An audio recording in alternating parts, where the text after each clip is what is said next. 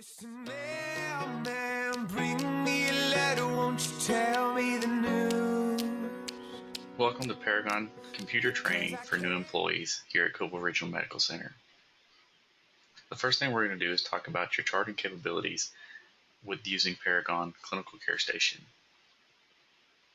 You either have an icon located on the desktop or a folder where Clinical Care Station is located. Double-click the icon and click OK. Once your login information is either entered automatically or you type it in. Here it'll bring us to our Clinical Care Station splash screen. We're going to click on Care Glance, and this will populate to our floor that we are going to be currently working on. At certain parts of the video, you will see pop-ups like this one that will instruct you to pause the video and practice some of the things we've went over in our test environment, which we pulled up for you. Take the time to practice this on your own, as it will help to sharpen your skills. I'm going to change our floor to 4 East, where our student patients are located. At the top of the screen, you'll see it's titled Paragon Clinician Care Station with a current user, myself, and the environment Paragon Test. The environment is very important so that you're documenting in the correct environment, whether it's tests or live. Next, we have our Windows menu with File, View, List, Window, and Help. Below that is our primary toolbar. This has many icons that are used to access different applications and different functions throughout Paragon. The first one, it looks like an open door with an arrow. It is our exit icon. This is the way that you will always exit out of Paragon. Below that is our secondary toolbar. This toolbar has options associated with the screen that you're currently on.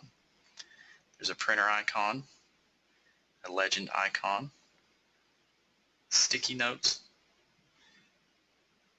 and numerous other things, including our yellow arrow, which is how we save and close our current pages.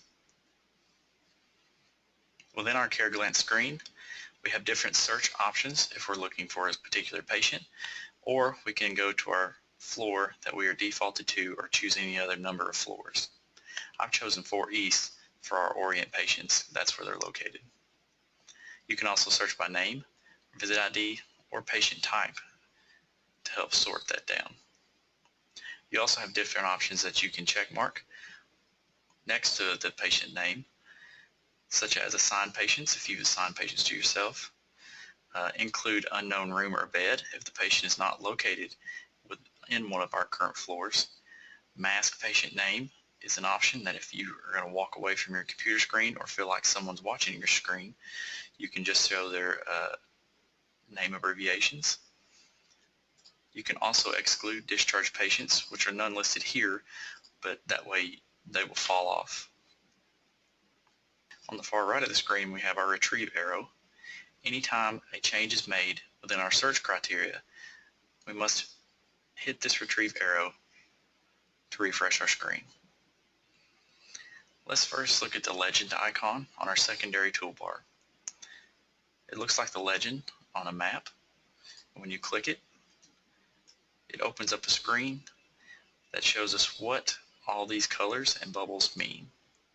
On our admission assessment, for example, red means there's not been one started, yellow means it's in process, and green means it is complete. On medications, green means the visit has scheduled medications, yellow means medications are due, red means medications are overdue, and white means the visit has no medications listed.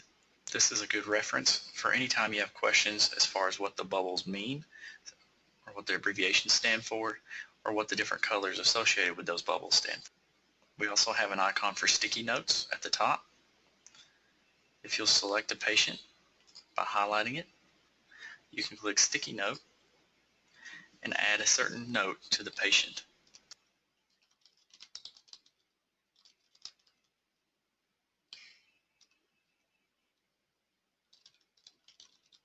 This note is not part of the permanent record, but will be associated with this patient until you delete it off. Once you click OK, that sticky note symbol comes on the left side of the screen and can be accessed by double-clicking it. Again, this is not part of the permanent record, but the only person that can delete this note is the person who created the note. Also, if your patient is highlighted, you can add alerts to that patient. We'll click the icon. It looks like a blue siren. It says Patient Alerts. And you can choose from any number of alerts from the drop-down. For example, if the patient is an elopement risk, click OK.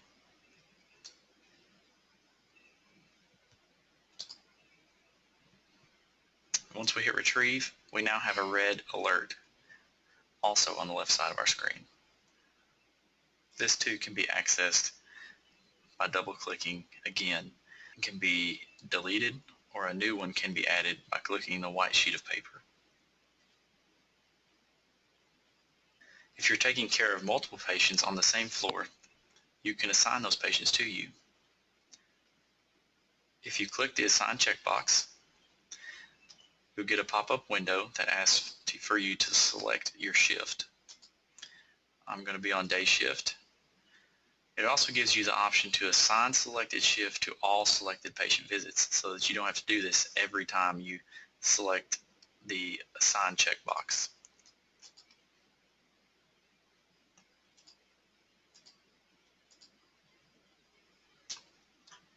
Once I have my patients assigned, I can choose the Assign Patients checkbox, click Retrieve, and now I only see those patients assigned to me. This helps to clean up your screen.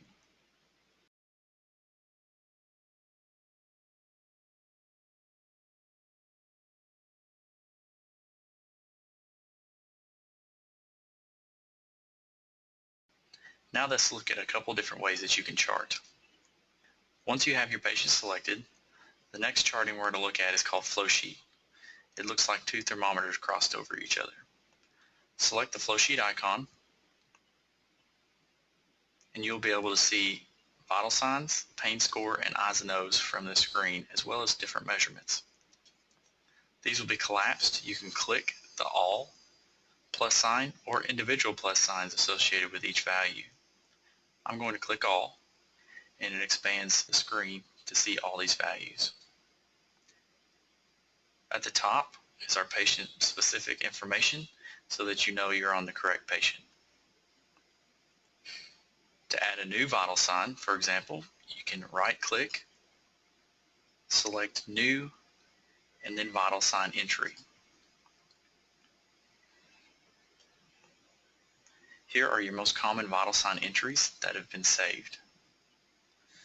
We'll enter in some temperature and other vital signs.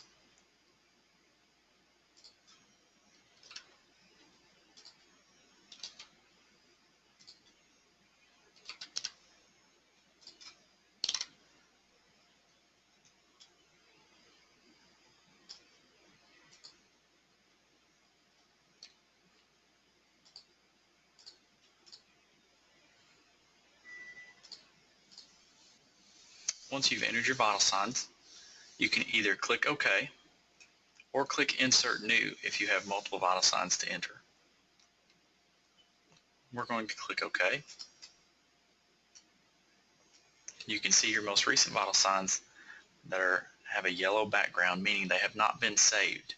So if you notice that you made an error, you can click on that particular vital sign and edit it. Click OK again. To save this information, yellow arrow out, which works as close and save.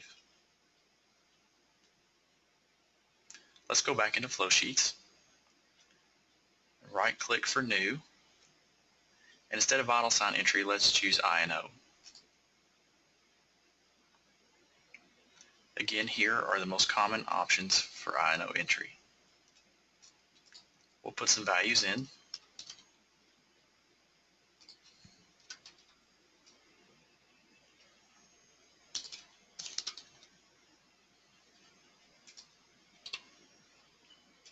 When checking the count column, it means 1 time.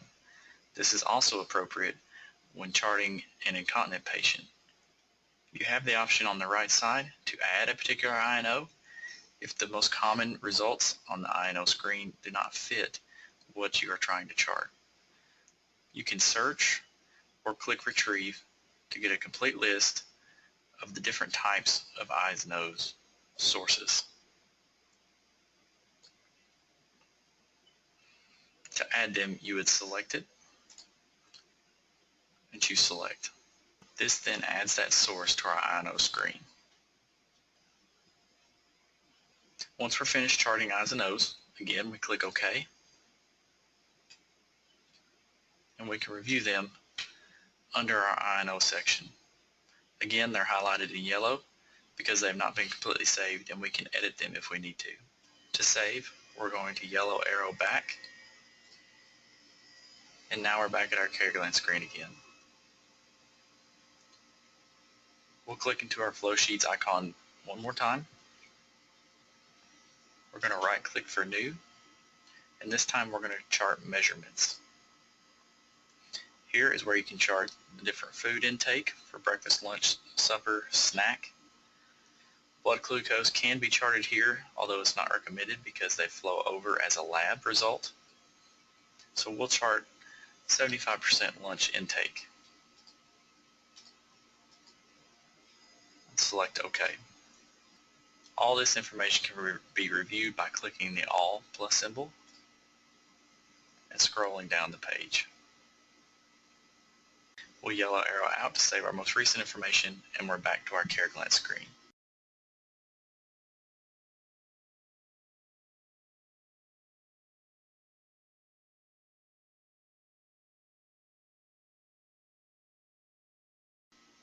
Now we'll look at our daily focus assessment charting. The first thing we need to do is make sure we're in the correct unit type. The two folders with arrows at the top icon is called Change Unit Type. By clicking it, we have the option to choose the correct unit type that we'll be charting.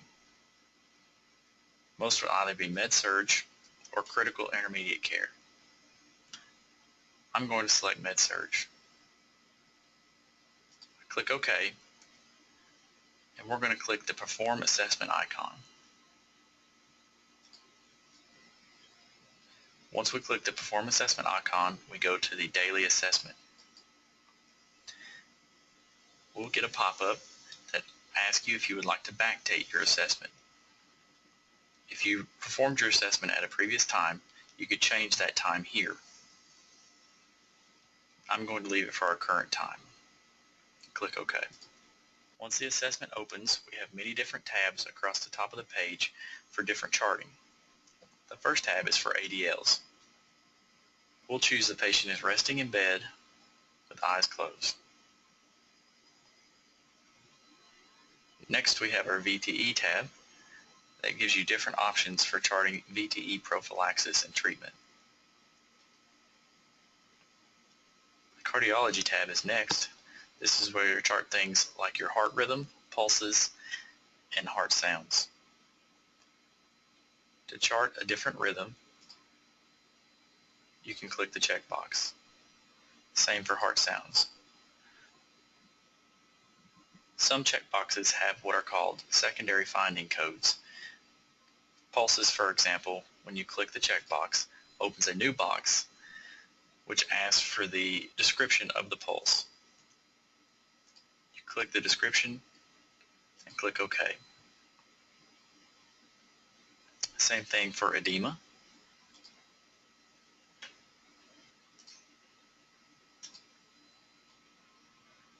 These type of pop-up boxes associated with charting are seen throughout the daily focused assessment charting. Next, we have the Neuro tab. You can chart what is appropriate here. The Glasgow Coma Scale is a little bit different in that you just click on the value that you want associated for the patient, and your total score is added up for you. All other checkboxes are similar use to the previous tabs.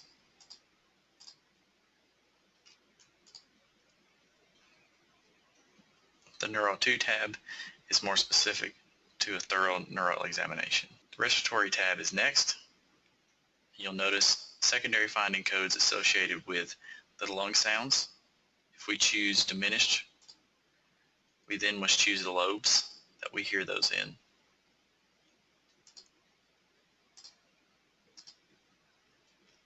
And the same for other sounds.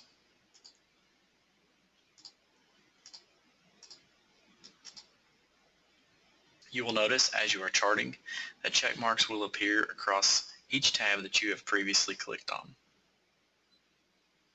Next we have our ENT tab and our GI tab,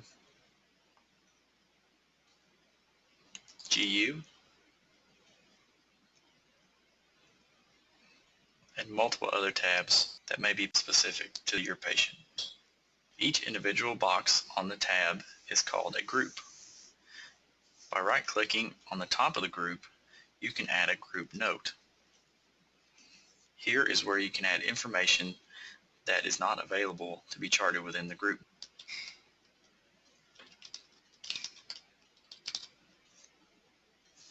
And then click OK. Once you click OK, you can see the little yellow note next to the group heading. You can also add a note associated to the tab. By right-clicking in the gray area, you can add what's called a category note.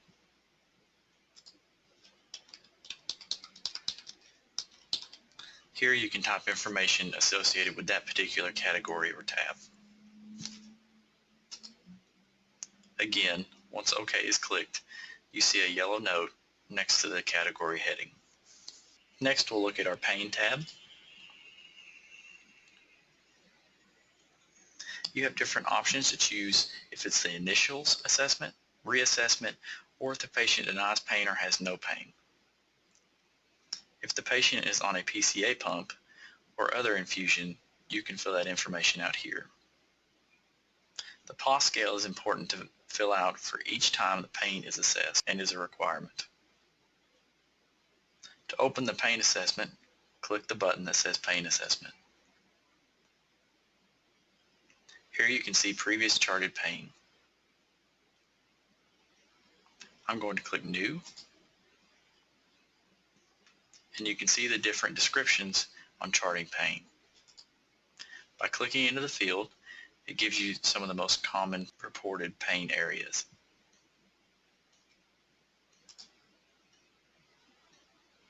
You must choose a pain scale and a pain score.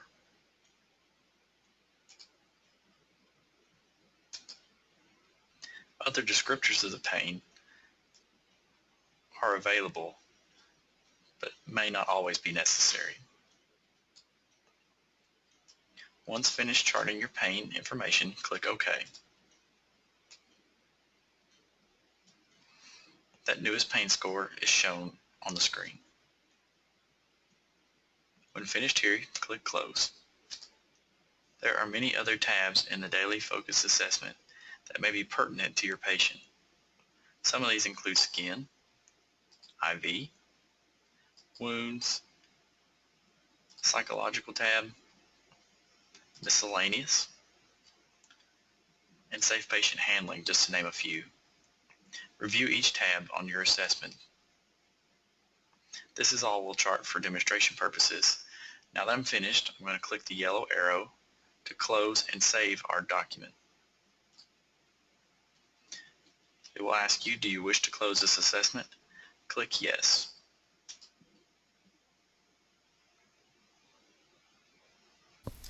Another function within Clinical Care Station assessments is that you can copy your assessment forward. If you right-click within the tab and choose Copy Assessment Forward, you can choose from your previous assessments that's been done. You can only copy forward your assessments. Once you choose the assessment, click OK,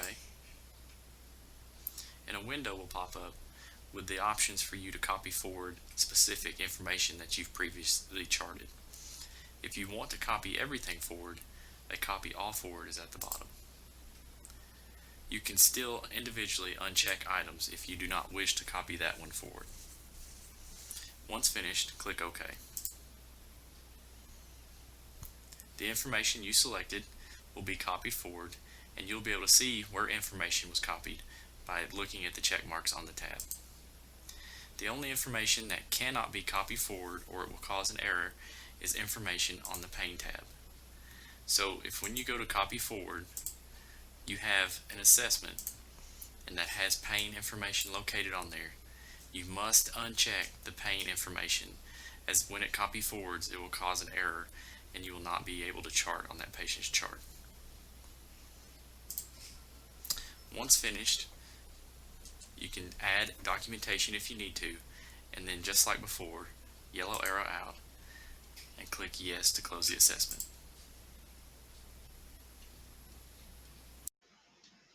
And now we're back at our CareGlance screen.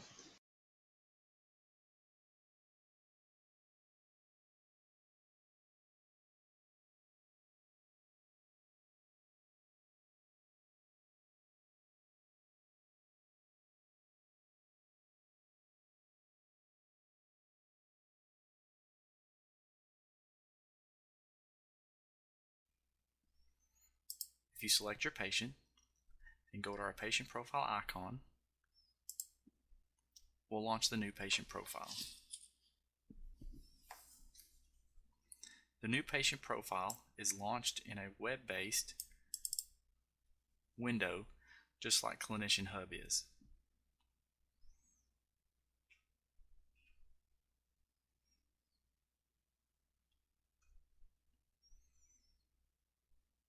Once the window is fully loaded, across the top we have some different buttons that allows us to do different things. Expand All is dealing with each individual section of patient profile. Collapse All, also dealing with the individual sections, allows you to collapse each section on itself so that you can get a better idea of the information that's here. The sections within patient profile are very similar to what they are now, with a couple new additions. One of those additions being OBGYN history, that is specific to females, of course. Another new addition is health concerns and goals, which we actually won't be utilizing at this point. Across the top you have a button for index. If you click it, it will tell you all the individual sections within profile. You can click on individual sections if you would like to go directly to that particular section. You can also customize this just like you could in the old profile, and to rearrange where the sections fall and what particular sections you would or would not want to see. We encourage that you leave all sections selected so that you won't miss any information. Once you're finished in customizing it, you can click Save. Once you're finished looking at the profile or the profile index, you can click Close, and it takes you back to the profile. There's a legend button that opens up and tells you what bold text means, what yellow highlighted text means that it needs a cosign, and italics means that it's free text or non-coded. Also, you'll notice this section at the top if there is any missing data, and it tells you the section that the missing data is within. Tobacco, for example, when you click it will take you to the tobacco section, which is at the bottom, and is telling you that there needs to be some information filled out within this section. So from here we can click on whatever the patient's smoking status is. Say that they're an everyday smoker. And if we scroll down more, we have buttons that we can use that are Add or Edit. If we click Add, it makes the fields usable. It defaults to cigarettes, and then we can just fill in the amount of cigarettes or packs of cigarettes a day. I'm going to change this to packs, and we'll say a duration of 20 years. Once that information is in there, you can see that it has these red tick marks in the corner. That means that's new information. And then it has an option to save and verify, or cancel. The Save and Verify button is also an update for this version, which kind of does both actions within one. So I'm going to click Save and Verify. You can see on this section the Verify button is grayed out, which means no one has ever verified this section before. So when I click Save and Verify, it turns white If I hover over that button, it tells me who the last person to verify it was, that being me now, and you can see where it says verified next to it. Let's go back up the top and look at some more of these sections. Now you can see that on the missing data, height and weight is the only section there because we've charted data in the tobacco section. Just like in our current version of Patient Profile, there's a Verify All button. We discourage the use of this because that's also going to verify all medications. There's also a button for check locks right next to Verify All. If you click it, it would allow you to unlock the patient profile if a section was locked by another user if they were editing it at another time. So let's look at each individual section and chart some information on each. This patient already has information in their advanced directive section. You can see there's a living will there. If some information needed to be changed here, you could click edit, and it makes these fields actionable where you can click on them and change that information if you need to. Also, just like where we did tobacco, if you click add, it makes it to where you can add another field to whatever is applicable to the patient.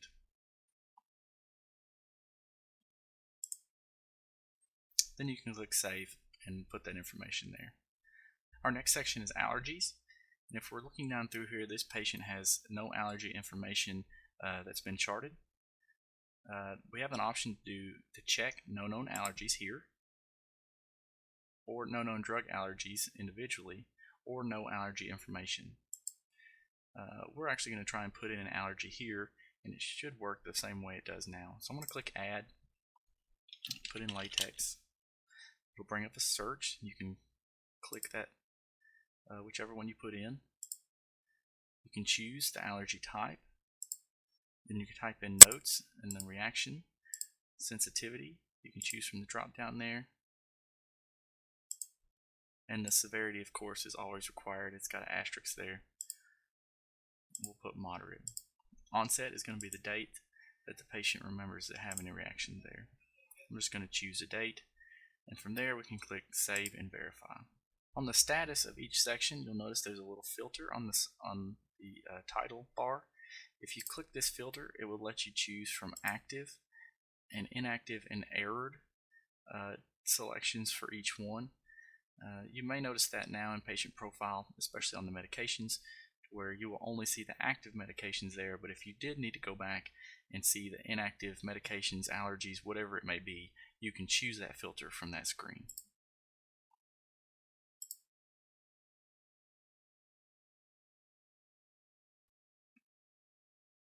And then after I was finished, I clicked save and verify, and you can see that information there.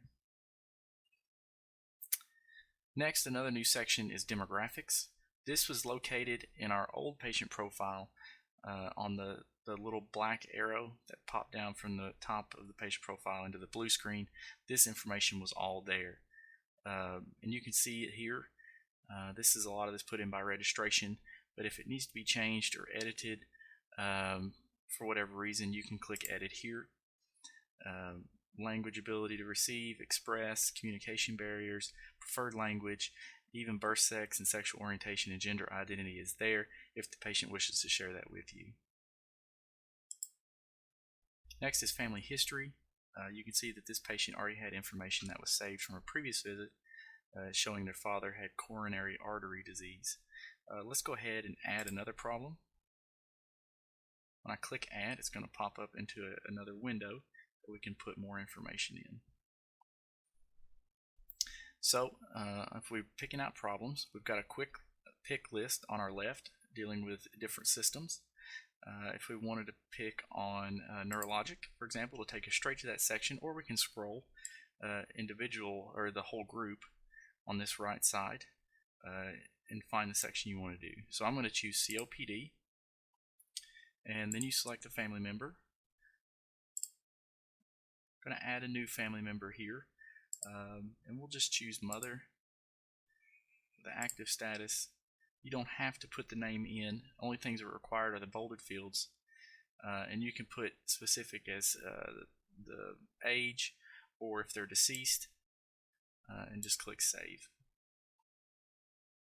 Once you get that information in there, you can click save and add another if you'd like to add another, or cancel if you just want to get out of the window. But I'm going to click Save, and that should take us back to our patient profile screen where you can see the mother, who is charted as deceased, had COPD as well. Just like in our current patient profile, you have option buttons for adopted, or no knowledge of family history, or none reported. Also, in each section, you have the option to chart unable to assess, just like we currently do, where you can click on the little emoji smiley face. Here it's just a button that says unable to assess, and then it'll pop up a window and let you choose the reason that you're unable to assess for the patient. And then it will be highlighted in red or have red letters at the top that you are unable to assess this.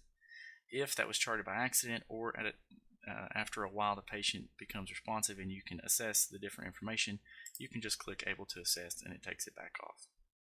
Health concerns and goals is a section that we're not really focusing on right now and is not required. Immunization works the same way as it always has, meaning that if a vaccine is given here within the hospital, it will carry over into the patient's chart automatically. If you need to add immunization, you can click Add. A new window pops up and you can type in whatever vaccination was given, when it was administered, of course, and more specific information if you have that available. And then you can see that vaccination we added and that it's been saved. Then you can verify the section. Implants works the same way. If you open up the section, you can see this patient doesn't have any listed. To add an implant, you could just click Add. It brings you to a search, and you can add information about that implant as far as the site, when it was implanted, and the status of it. There's more information if you have that information that you can add in there. If not, click Done and it will add that information. Once you get the information here, when it's got this red tick mark, remember that means it's new information and has not been saved. So we need to save and verify that section, and now those go away and the section's been verified. Home medications. This is the part that is shared between the nurses and the pharmacy techs about making sure we have an accurate home med list for the patient. Here you can see some of this information is flowed over from a previous admission. You can click Edit if you needed to change maybe the dosage or make medication inactive, or you can click Add to bring up a search screen for you to be able to add different medications. Say that you needed to add Norvasc.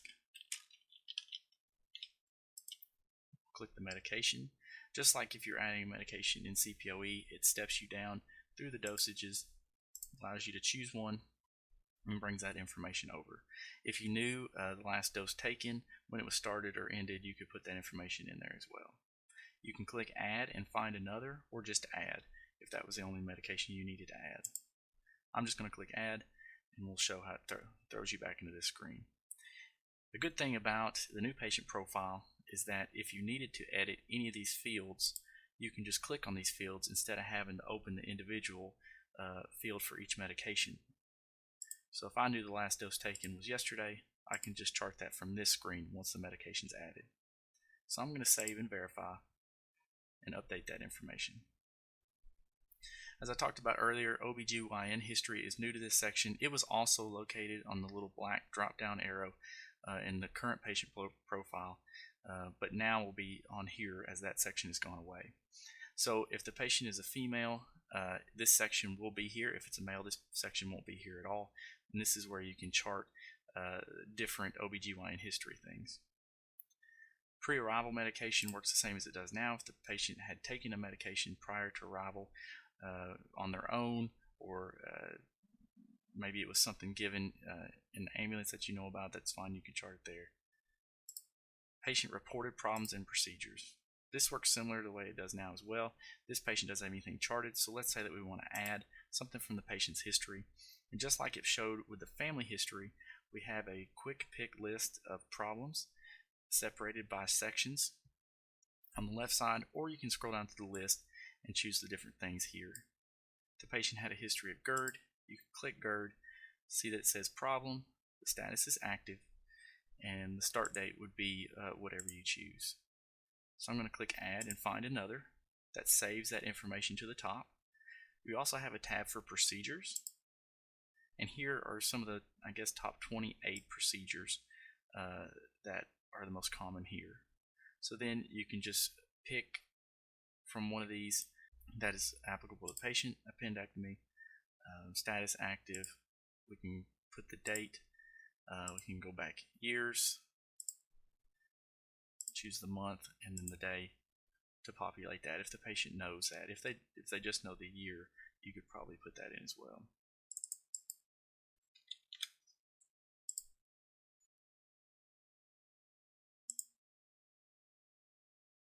So here's our information with our GERD and our appendectomy from 2010.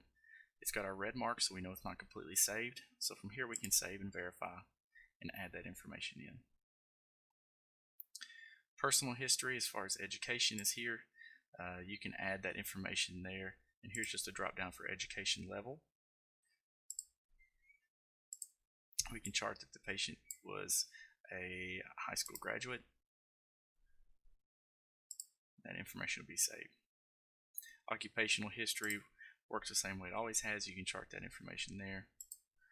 Problems and procedure is what's charted by the physician, and we'll come over into here when they've charted that information. Social history, as far as alcohol, if we click the drop down and open that section, we can add information here if there's been nothing charted. We choose our alcoholic beverage after we click add, and just type the amount.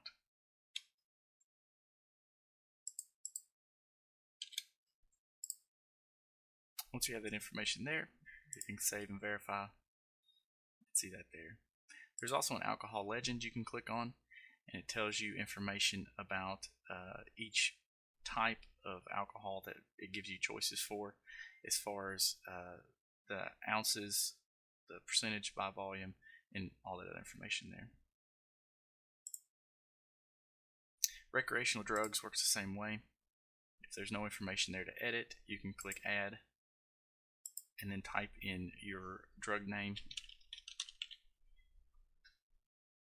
It gives you the lookup name as well as the drug name and the classification and synonyms that you can choose.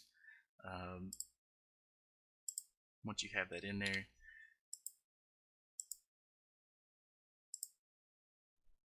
you can save and verify that information. And then our last one is our social history with our tobacco that we talked about previously. So let's scroll back up to the top, and we can review each section. It's easy to see which sections have been verified and not verified. And so as you scroll down through here, you can see a section that says verified next to it. Obviously it's been verified. A blue section needs to be verified. Along with Patient Profile now being similar to Clinician Hub, it actually gives you access to different things that the doctors can see. The first section we will show you is flow sheets. Within flow sheets, you have access to all the results for the patient, and this is how the physicians do review any charted data. From this screen, you can see labs that are in a spreadsheet format. You can also see different images, vital signs. We have different flow sheets that are customizable that the doctors wanted. Here's one that's just the results flow sheet that includes all laboratory results as well as any imaging at the bottom of these results for this patient. If you'll notice the dates across the top, they actually go back over different visits if you need them to. At the top there's filters. There's a calendar where you can choose a specific date. You can also go to a specific row, white blood count, and it will take you to that row. You can also select by visit. This is one of our test patients, so there's not really another visit. So there's one a little bit older there. And then you can change the flow sheet time span and column interval. Once we're back to our patient profile tab, the other thing that's different with the new patient profile is how we access the patient's medical record. From our drop down on the right side where it says more, there's one for medical record. This will populate the medical record in a different window.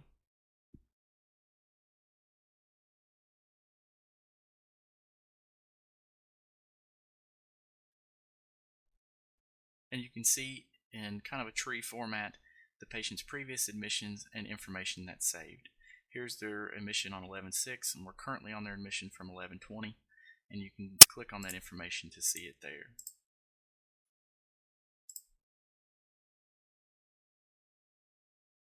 Once finished with the information you need to see here, you can use the red X on this window to get out of there. Also different within the new patient profile, if you're a person who looks at reports or looks at the MedRecs, those are located under the Reports tab now. Here we have a drop down for the different type of report that we may need to see, that being the patient profile report or the audit report or also the medication reconciliations. And here you can see the admission MedRec that's been done on this patient. Once finished here, you can get back to your patient profile tab.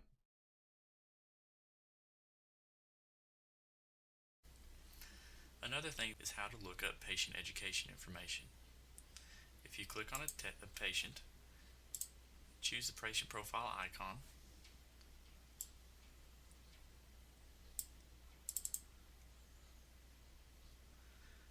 once profile loads, you have a section on the left side of the screen that collapses automatically, which is normally a good thing so that you can see everything easier. To expand this section, you can click the little down arrow and then change this drop down to patient education.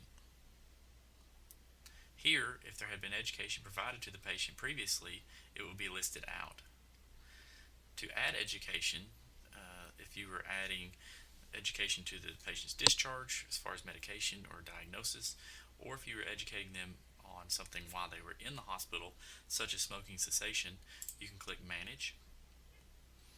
This also would list out their education that they've been provided here.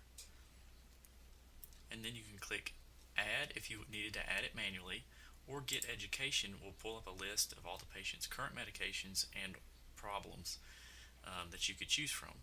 This test patient doesn't have any problems that we could choose from, but they would have listed out pneumonia, congestive heart failure, whatever the patient had going on. I'm just going to click furosemide and then click Retrieve. This then launches into Micromed-X, where it will pull up the selected education topic. If you needed to add it manually, you can click Add and just type in what you educated the patients on.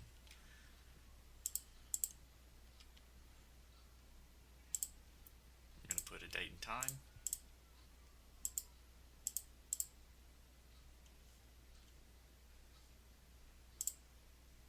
And then save. Once I close this, that education will pull over here. When you click Get Education and Retrieve to pull up that information or pull up the education for the patient, that also, once it's printed, will be blown back into this list automatically. This is typically done by the charge nurse. Once finished here, you can either leave this drop down open or you can collapse it back up so that you have the full screen to view your patient profile. That is your patient education section. After you've chosen your patient education drop down here, every time you open it, it should stay on that patient education area. Once finished with the patient profile or any other information that you wish to review here, you can just click the log out button in the top right screen. This will close out your patient profile or clinician hub window.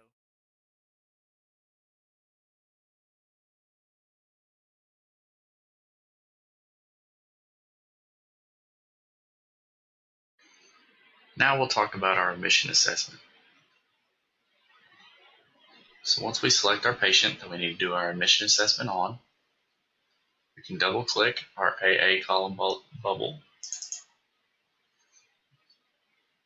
and choose our correct unit type. Again, it pops up with our backdate assessment for every kind of assessment we choose to do.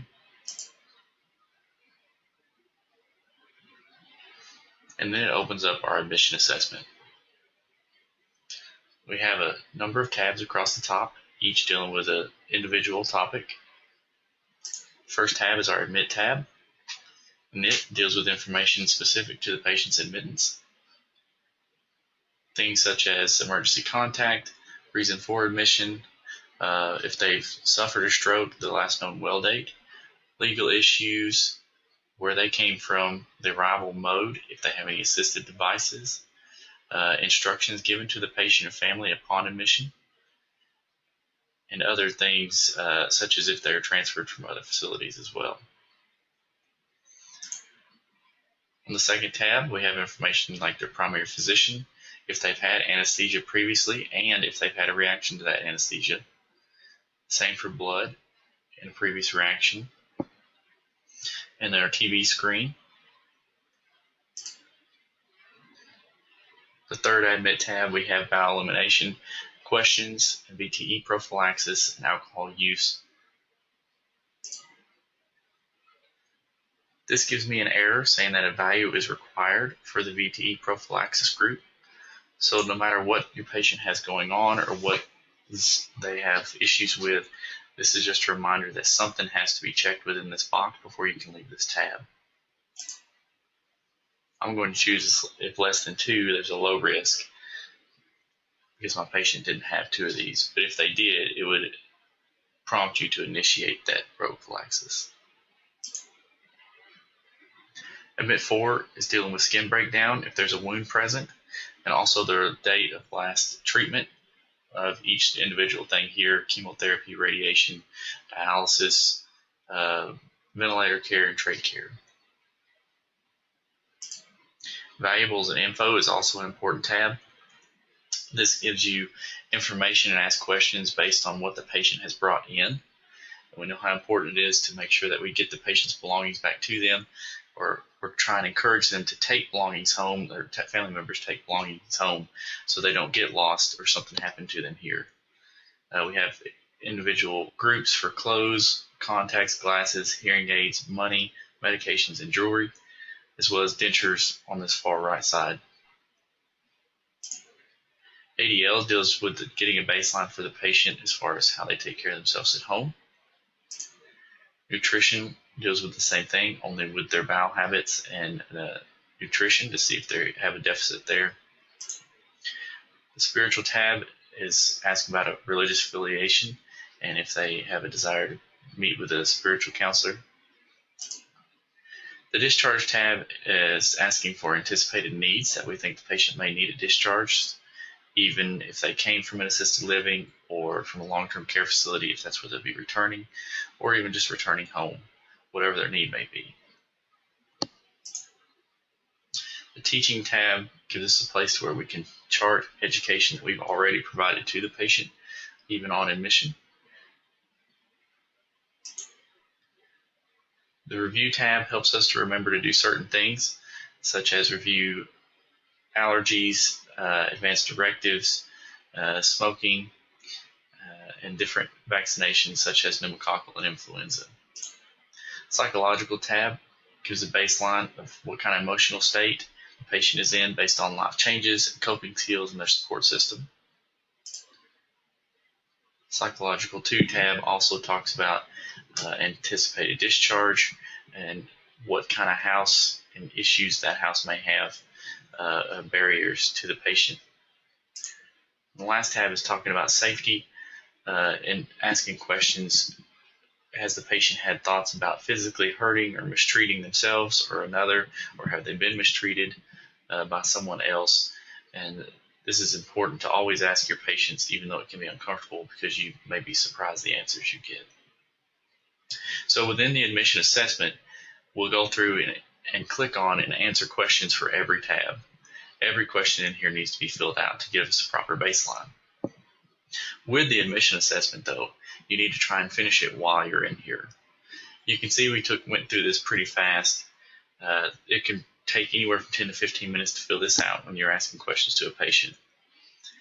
With the admission assessment, The only person that can finish the admission assessment is the one who started it once a tab has been clicked on. So we encourage people that once you start an admission assessment to finish it while you're doing it. If you get called away or something happens to where you can't, that's different. But because only one person can address each tab once it's clicked on, it's important that the person who started it finish it. Once you're finished with the admission assessment, you can click the yellow arrow to save. It'll ask, do you want to close your assessment? You can click yes. It'll ask you if you would like to update your patient profile, which is the second part of our admission assessment here. If you've updated the profile already, you can click yes. If not, you can click no, and it'll launch you to patient profile. And then we'll return back to our care station screen.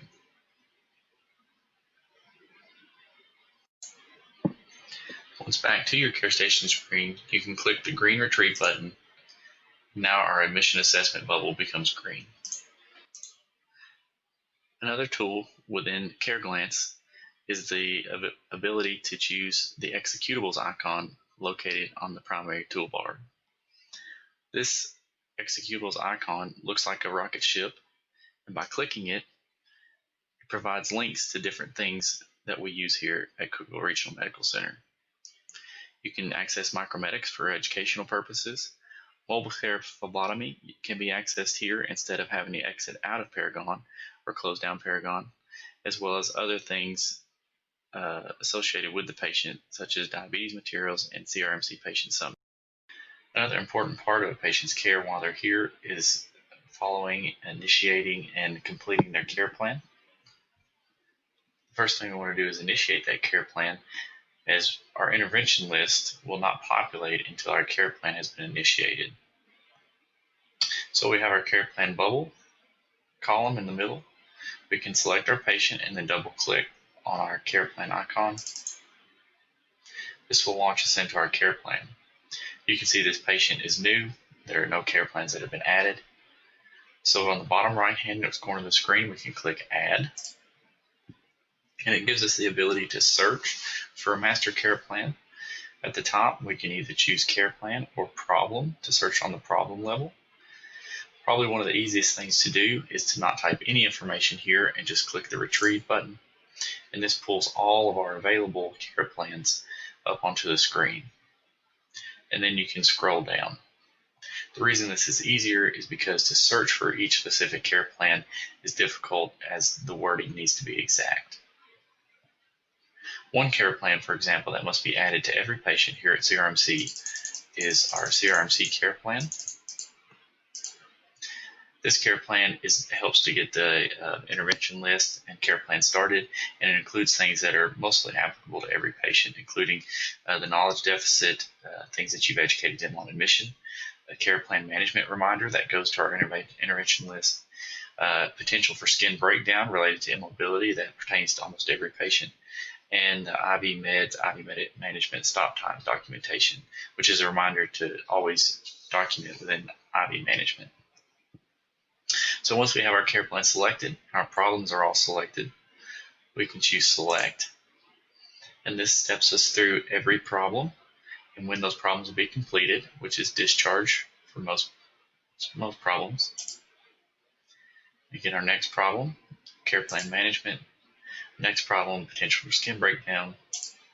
And the last one, talking about our IV meds and IV management. Once we've selected all those problems and verified them, we can then click apply. And that care plan is now populated into our main care plan screen.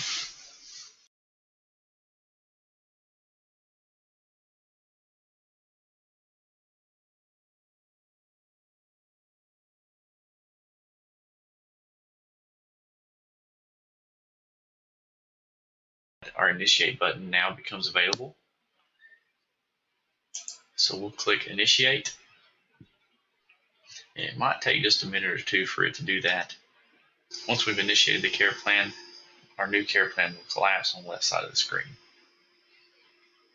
But we also need to add a care plan that's specific to the patient issues that they're having. So we can go back and click add and then retrieve. And say, for example, if this patient was being admitted for asthma, we can choose asthma. and review our problems at the bottom. If there was a problem that didn't pertain to our patient, we could click only the problems that are pertinent to our patient and select those. I'm going to select all of them as this patient needs all of them. I'll then choose select and walk through each problem.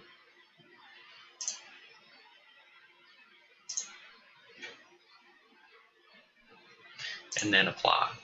And you can see on the left side of the screen that our care plan is becoming much larger, even with adding just our asthma care plan. Once we're finished with initiating that care plan, we can then choose close or choose our yellow arrow at the top. I'm going to click close. This is going to take us back to our CareGlance screen. We can click our green retrieve arrow. And now you can see our care plan bubble is green and has been filled out. If you have any questions about what the bubbles mean and the colors mean, remember our legend icon in the secondary toolbar. Now let's go back in and evaluate that care plan. Care plan evaluations must be done once a shift. To evaluate the care plan, you can choose the evaluate button at the bottom. We have different modes at the bottom available to do different things from within care plan. The review button allows you to click on the care plan individual items and see who initiated them and what else has been done to each of them. Evaluate is what you'll do when you're evaluating the care plan once a shift. And you can click on the care plan and double click on the plus icon. Once you get to the problem level, it will allow you to evaluate the outcome.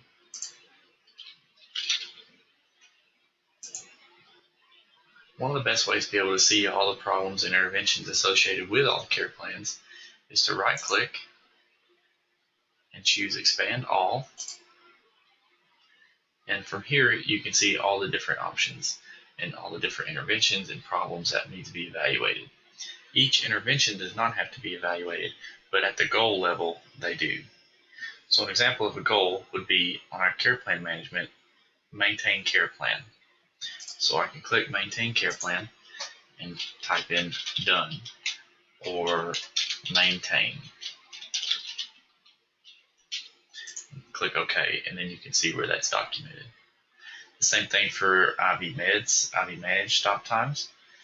This is a reminder, or the goal is to keep IV meds and IV management current. You can click there and chart done, and you can see it stamps my evaluation. Each goal needs to be addressed in this way. Not necessarily each individual intervention, as it will allow you to do, but it's just not necessary. So each goal needs to be evaluated this way. Patient demonstrates a reduction of fear and anxiety evidenced by the following. You can choose done or evaluated, and it will stamp that there. Again, the goals need to be documented or evaluated against every shift. The two buttons on the bottom left-hand side of the screen are discharging criteria and patient guidelines. We do not use these buttons at all. If for some reason while evaluating or making changes to your care plan, you've made an error in documenting a certain way, you can strike and amend within care plans. So I've selected my goal that I evaluated just a minute ago. I can choose my result and right click, and I have options to strike or amend. If I choose strike, it'll let me put in a reason or comment. I can choose the blue notebook with our populated reason for data entry error, choose OK, and then also choose OK, and that information is struck. If I wanted to amend that information, I can choose amend, and then I can change that information, whether there's been some kind of error made with a misspelling or whatever the error has been, and then put in the correct information. I'll still have to put my reason or comment and then choose OK. Now you can see that information originally has been struck and my new information is saved. If you right-click on the white area within the care plan, you get different options, including Expand All, Collapse All, Add, which does the same as the Add in the bottom right-hand corner. Discharge criteria has to do with that button that we do not use, and then our legend is a legend specific only to that of care plans. So each icon means something different. This first one means pending initiation. So if we had not initiated our care plan yet, this symbol would appear on the left side. Complete is a green cylinder. Partially complete is a yellow halfway filled cylinder. Not started is white. Discontinued is a DC. Inactive is a red X. And linked to assessment is looks like a chart with something going into it. The inactive red X is one that we may have to use if we've added a care plan that is not pertinent to the patient. Let's look at how to do that. In the bottom of our list of radio buttons, one of our options is inactive. If we'd added an intervention or a goal that's not pertinent to our patient, we can choose this and then click on our patient or our intervention. It'll ask, are you sure you want to inactivate this component? And you can choose yes. It'll put the date and time and the reason for your inactivation. We'll put family refused. And now we get our red X next to our intervention. You can also complete different things within your care plan. And some things may not have to wait until discharge until they're completed, such as orient to room on admission.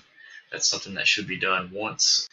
So once we've selected our complete radio button at the bottom, we can choose complete orient to room on admission. Complete is already chosen for us. We click OK, and then we get our green cylinder. You'll notice that different specialty groups, including case management, physical therapy, respiratory therapy, will complete a lot of their care plan things before the patient is discharged. We'll talk later when talking about our discharge assessment how to fully complete each item of the care plan. As a reminder, if you have completed a section of the care plan that you accidentally or did not mean to complete, the only way to add that care plan section back onto the care plan is to go through Add and add the same care plan back again. Otherwise, it will stay completed on there and you will not be able to evaluate it. Now let's look at our intervention list. Your intervention list is your bubble located under the INT column heading. To access your intervention list, double-click on the bubble. Here, you'll be able to see a list of different medications and needs for the patient. This is basically the nurse's to-do list. You can see there are different wants, PRN, and medication orders. If you scroll down, you can see on our current date the different medications that are ordered. The ones in red mean they are late, and the different activities that are ordered for later. This patient only has chart checks ordered for later. Many patients on the floor will have much more information on the intervention list. Once we're finished here, we'll yellow arrow back to our CareGlance screen.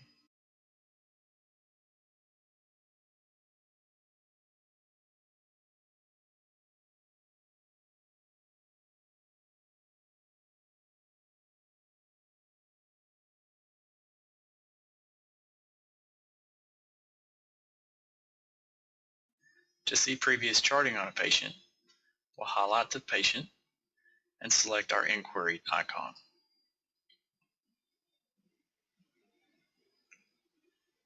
From assessment type, we'll choose daily for a daily focused assessment, or you could choose admission or any number of things depending on what information you're looking for.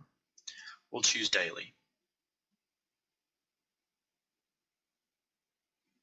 You can also select a particular time and date range, as from admission date is defaulted. Then click your green retrieve arrow.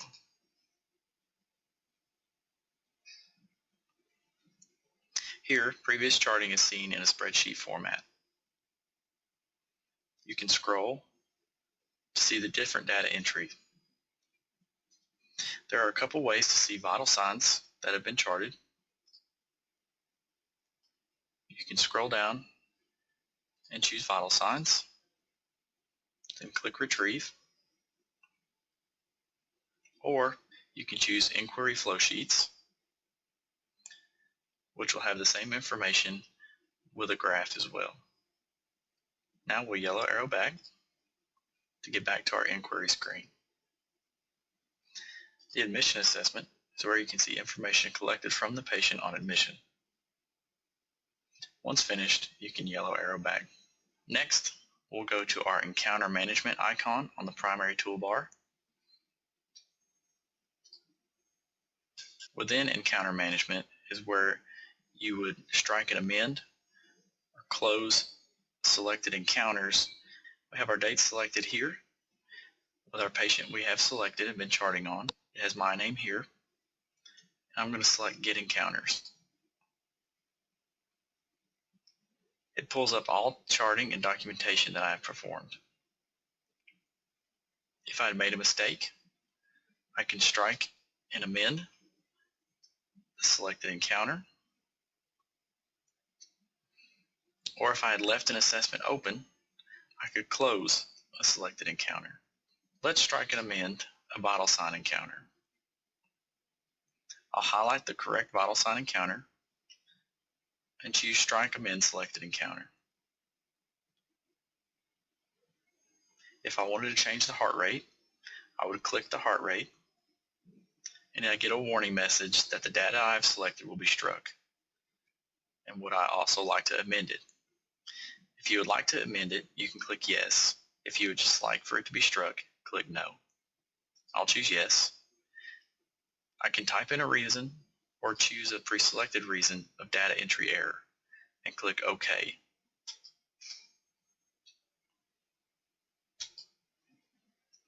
Now I can type in my new value, which will become blue. Once I've changed that value and any other values that I wanted to change, I can yellow arrow out and save my changes, and I'm taken back into the encounter management screen. The daily focus assessment works the same way. I'll choose my daily focus assessment and choose Strike Amend Selected Encounter. I can see all previous tabs that I have charted on. If I wanted to chart or change the rhythm that I charted, I can unselect normal sinus rhythm. I will have to click the blue note and choose Data Entry Error. Click OK. That value will become red, meaning that it has been struck, and choose my new value, which will also force me to choose a data entry error. Click OK. The new value is checked and becomes blue. Once you've made all necessary changes, you can yellow arrow out to save that assessment. If you were to have an open encounter, you can highlight that encounter and choose Close Selected Encounter. An open encounter is created by choosing not to close that encounter when you're exiting out. This would only be used if you needed to return to chart information on that same encounter. We encourage you to chart all your encounter at one time so that you do not leave any remaining open encounters. Once you have your encounter that's open selected, you can choose Close Selected Encounter. This will allow you to chart any remaining information, and then you can yellow arrow out. Again, it will ask, do you wish to close this assessment? And click Yes. Let's yellow arrow back to our CareGlance screen.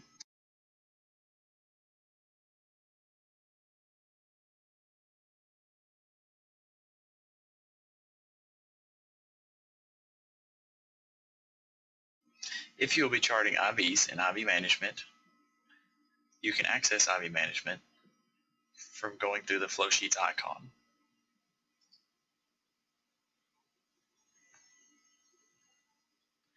You can right-click, choose New, and select IV Management. Our patient does not have any IV sites charted, so I'm going to select to chart a new IV site and click OK. You can see my name at the top, and then I'll chart the IV site.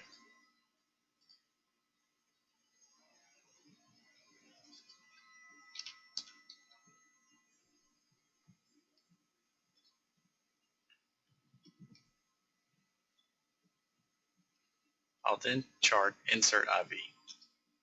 It will ask you, do you wish to save your changes to the current IV record? Select Yes.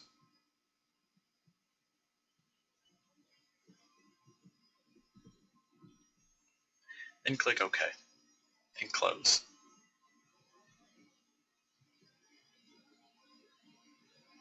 Again, let's right-click, New, and select IV Management. Now you can see we have a left AC IV site. If I wanted to add fluid to that site, I can select that site, click OK, and now we're ready to enter fluid. In this case, normal saline.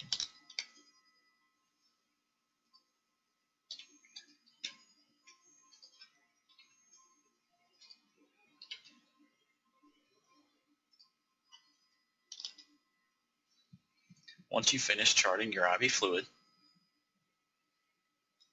click Insert Fluid.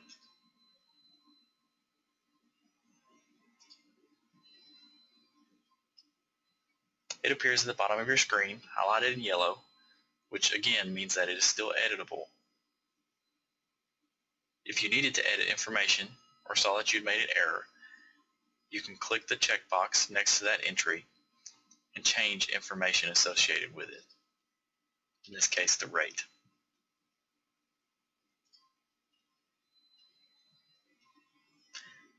We'll click Insert Fluid again, and now the rate is changed.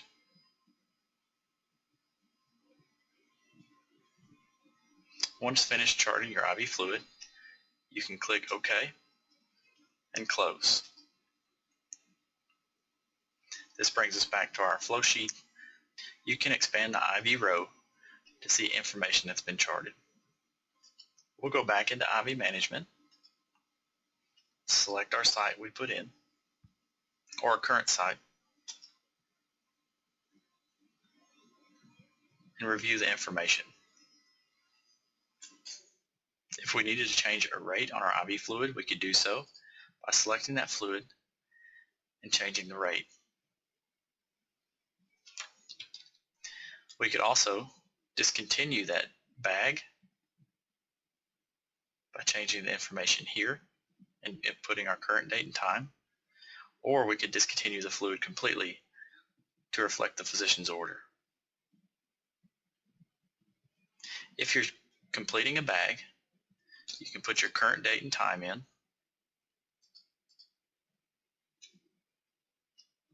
click OK.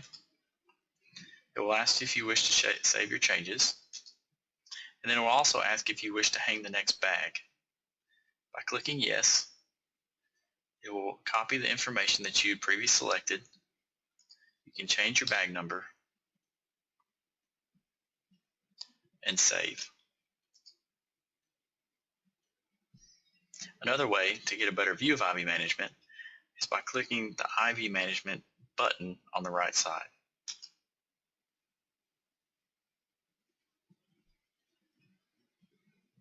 This lets you see the IV sites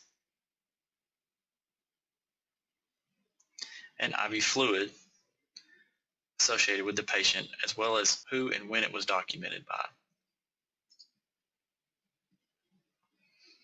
This view can be very helpful when there are multiple IV sites and fluids infusing.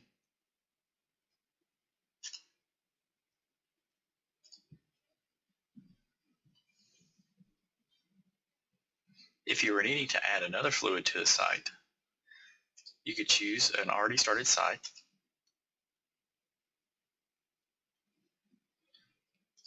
and just like we did, type in your fluid,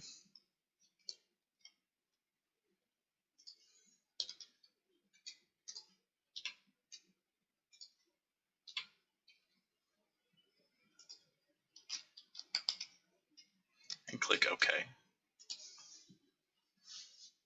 Now we have two IV fluids associated with our IV site. If we need to strike an IV fluid, we can choose the fluid. Once we've selected our fluid, our buttons on the right side light up, including our strike fluid. It gives you the option to strike the fluid or to strike and amend. If you'd like to amend, select Yes. You can choose the pre-populated data entry error reason and click OK. The information within the IV fluid becomes blue, and you can change the value that you need to. In this case, the rate. Once changed, click OK and save your information. The information will be saved and changed.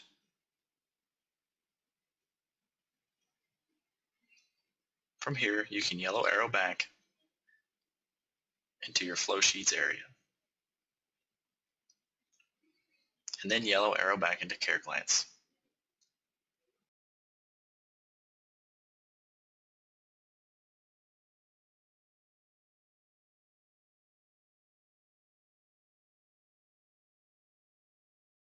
Another way to enter orders into Paragon is using order management for written orders.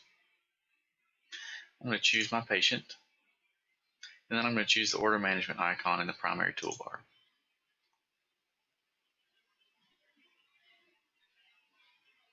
Order management is actually a separate application, and you can see in the bottom of your window actually launches into a separate window.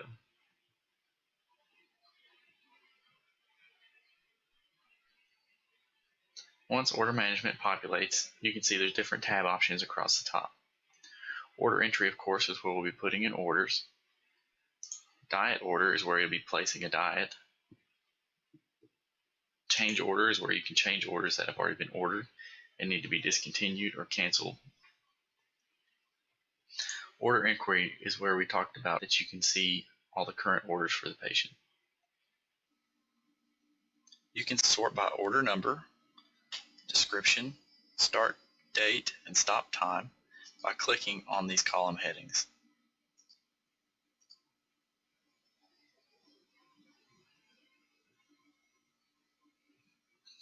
To view a lab, highlight the lab and select results. There you can see the time it was collected and the result. When you're finished, yellow arrow back.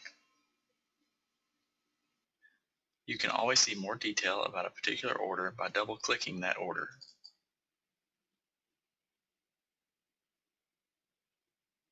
This Nursing Miscellaneous, for example, has instructions behind that Nursing Miscellaneous order title. You can click Close and go back to your main order inquiry screen. Let's go back to order entry and practice putting in some orders.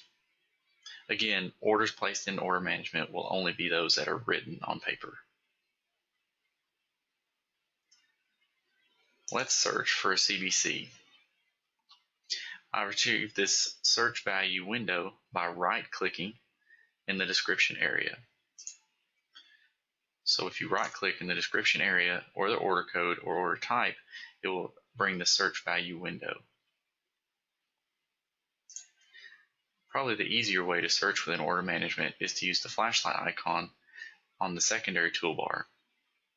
If I click the flashlight icon, I can start typing CBC, for example, and then choose OK. And it will bring me the options that have CBC located within that title. If I wanted to search for chest x-ray, I can type in chest, choose OK, and the results are a little bit different. There are no x-rays listed here. One thing that you have to remember for order management, whether you're searching from within the description or using the flashlight icon, is that it's very specific on how it looks for items. If you know that the first word in the description is chest, then you can just type in chest. If you think that chest is, or if you know that chest is not the first word of the description, but it's in the title, you need to use a percentage sign, which works as a wildcard and allows the system to search for the word chest within any part of the description. So I've put my percent sign and typed chest, and now click OK, and we have many more results. From the results, you can sort by the type or description to more easily find what you're looking for. So I'm going to sort by type because I know that I'm looking for an X-ray. Here's our XR type. I can scroll down to see all the X-rays and choose X-ray, chest, PA, and lateral. Once you find your order, this order has to be moved to the right side to make it an active order. This can be done in a number of different ways. You can use the arrows to move this order from the left to the right. You can also click and drag the order and drop it onto the right side of the screen. Also, you can just double click the order and it will bring it over. The other important part of this screen is that you must choose an ordering physician. From the drop-down is the current list of all active providers in our system. I'm going to scroll down and use Dr. Johnson. With our upgrade coming in mid-September, only physicians associated with that patient will be located on this list. If the physician who has written the orders are not associated with the patient already, you can collapse the drop-down and choose this search button next to the drop-down. Here you can type in the provider's name and hit enter to find the specific provider that you may be looking for. You can double click the provider's name and it will add them to the drop-down, and that provider will be attached to this patient from there on out. Once the provider is chosen, you can click create. Here it populates with similar information as we saw in CPOE as far as the frequency, the start date, and the priority. We can also change that to timed or stat like we did previously. If there's a prep associated with this test, we could choose that there. There's not with an X-ray. Reason or indication will have to be chosen here. You can see that it's bolded, just as the start date and frequency, meaning it's required. I'm going to click our magnifying glass. Here we can choose from our most frequently used list associated with this patient, or we can search for a new one. I'm going to choose chest pain because it's already there. I click save and it adds chest pain to our reason indication list. Once you have all your information correct, you can click OK. Once our order is saved, we're brought back to our order entry screen. If you're finished putting in orders, you can use your yellow arrow and then exit door to exit out. To review your order, you can click on your order inquiry screen and see the X-ray that we just placed. Again, once finished, click your yellow arrows and then your exit door to exit out of order management.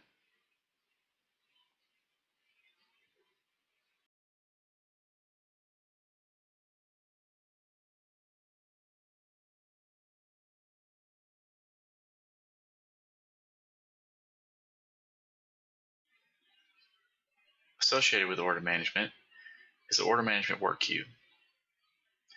From here is where we need to process those orders that need to be touched after the physician has put them in or after we've put them in ourselves as a telephone verbal order. We can double click the order management work queue. This again launches us back into order management.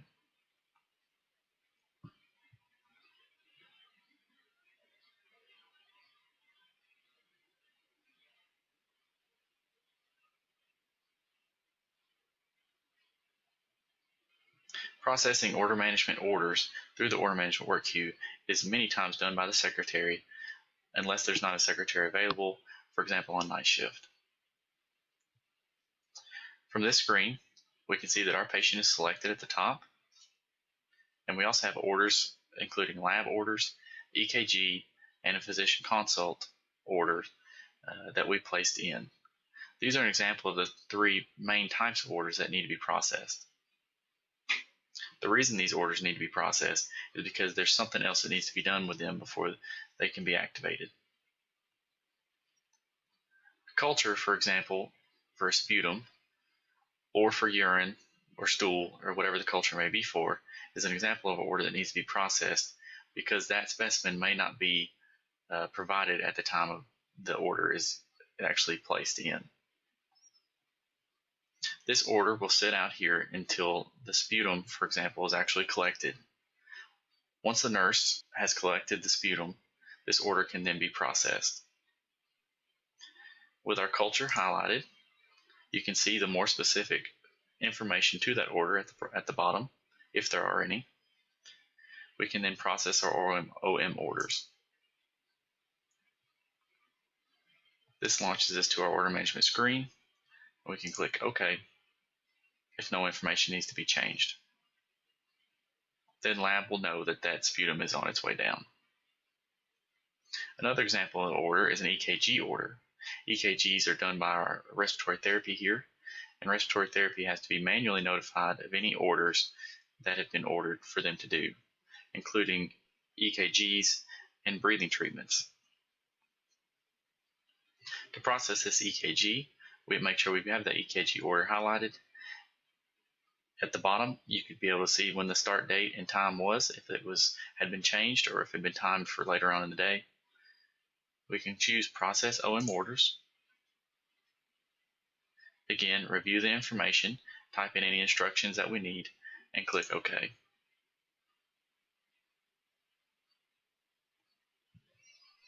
On the physician consult order set order, you'll notice a plus sign to the left side. Orders that have been entered as part of a order set will always have this symbol next to it. Hidden underneath that plus sign are the two separate orders that we placed, including the MD consult has been notified and the physician consult for pulmonology. Both of these work as two separate orders. If we choose MD consult has been notified, we can process that order and click OK. The other order is the physician consult for pulmonology. Our physician consult for pulmonology order is the only order we have left to process. This is actually a two-part process in that we process the OM order, make sure the information is correct, but also from this screen there's a stethoscope button at the top of the screen in the secondary toolbar titled Consult Relationship. We can click this stethoscope and it will open up a screen that has all of our physicians or caregivers that we can associate with the patient on the left side, and then all of our caregivers that are associated with our patient already on the right side. This patient actually has a long list of physicians associated with them. We want to add Dr. Henson to this list. We can scroll to find Dr. Henson. David Henson is our pulmonologist here, one of them, and we can move David Henson to the right side of the screen.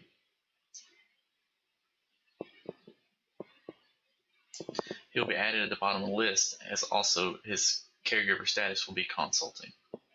Until this physician is added from the left to the right side of the screen on this window, they will not appear on the physician's list. That's why this is a two-step process and extremely important. Once finished, click OK, and then click OK to process the order. Because we processed all our orders in the order management work queue, we get a pop-up that says CPOE request complete. All requests for our patient are complete. Click OK to exit order management. Once we click OK, it gives you a warning that this will end your order management session and takes us back to CareStation. This is a safety mechanism to keep you from processing orders on other patients as well. After putting in orders through CPOE, our order management work queue lit up and had a yellow bubble. Along with that is our acknowledgement work queue. It's also lit up and has a yellow bubble. This is where you'll actually go and sign off or acknowledge the orders that have been placed in. We'll double click our acknowledgement work queue. And again, this launches us back into order management, but to a different screen. This acknowledgement work queue is associated to either the charge or primary nurse taking care of that patient, so that you'll always know what's going on with that patient. In appearance, it's very similar to our order management work queue, but you're not actually processing the order, you're just signing off or acknowledging that order, just like we used to do on paper. Here you can see the culture, EKG, CBC, X-ray, and physician consult that we processed through the other screen. Here, you can select the order for like the sputum culture, for example, see all associated details at the bottom, and then choose Acknowledge. The order falls off and moves on to the next one. Again, EKG, you can see the patient has EKG ordered. You can choose Acknowledge. CBC, be sure to note when that CBC is ordered for all lab orders or any order. Choose Acknowledge. Chest X-ray the same way. Choose Acknowledge. And physician consults. I will warn you to be careful in how you acknowledge these orders and be sure that you're actually paying attention to what you're acknowledging, because when you acknowledge these orders, you are responsible for them, just as if you were signing them off. Many times people have chosen the Select All button, which highlights all the orders in this acknowledgement work queue, which can sometimes be lengthy. When you do that, you can click Acknowledge once and acknowledge all those orders. If you have reviewed those orders, that is perfectly fine to do. However, it's been done before to where orders have been acknowledged and not reviewed, and something has not gotten done that's pertinent to the patient care. So be careful when acknowledging orders that you're reviewing what needs to be done. We're going to click Acknowledge on our consults. Now all of our orders have been acknowledged, and I get a warning saying the same thing. By clicking OK, I'll get a warning that Paragon Order Management is going to close, and I'm taken back to my CareGlance screen. If I hit my retrieve arrow on my CareGlance screen, you'll see that our yellow bubble now goes away for order management and acknowledgement work queues, because all orders have been either acknowledged or processed.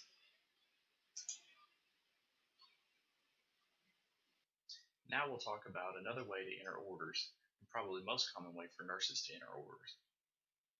We can select our patient, and we'll choose our CPOE telephone verbal order launch button. It looks like a shouting man. This launches us to a new window where we will enter in our physician's information as well as our orders.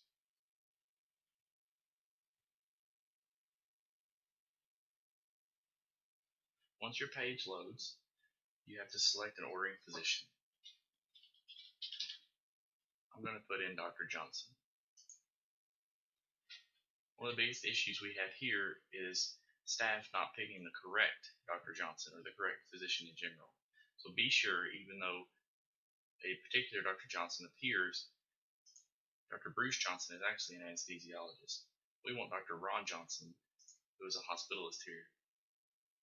You can then click Select Physician.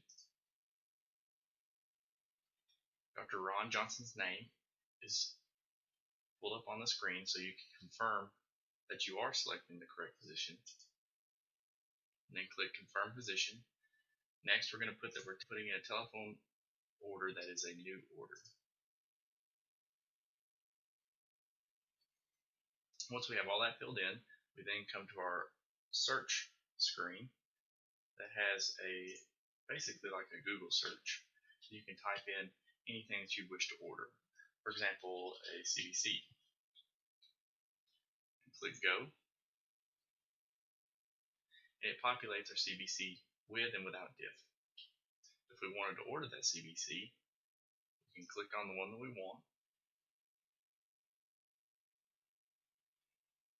and it populates order detail screen. Here you can see that it's the CVC without diff, frequency of once, which we then can change to whatever frequency we need,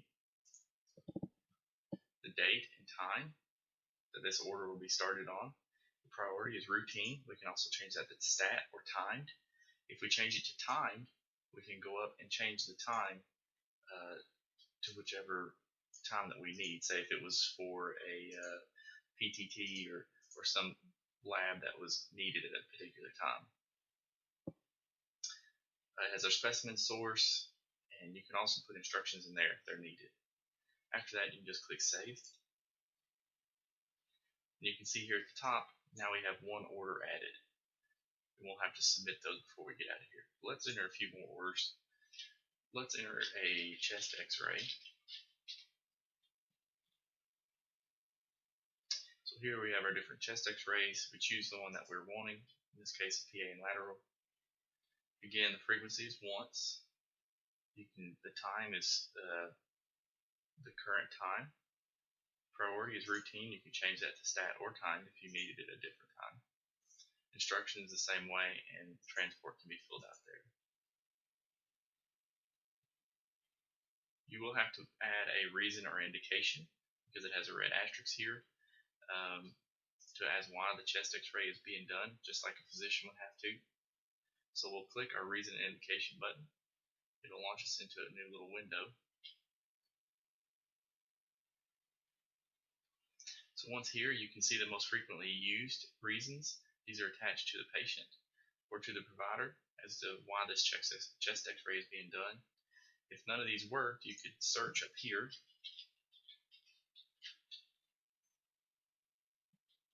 Pneumonia, for example. Choose a reason and then click Save.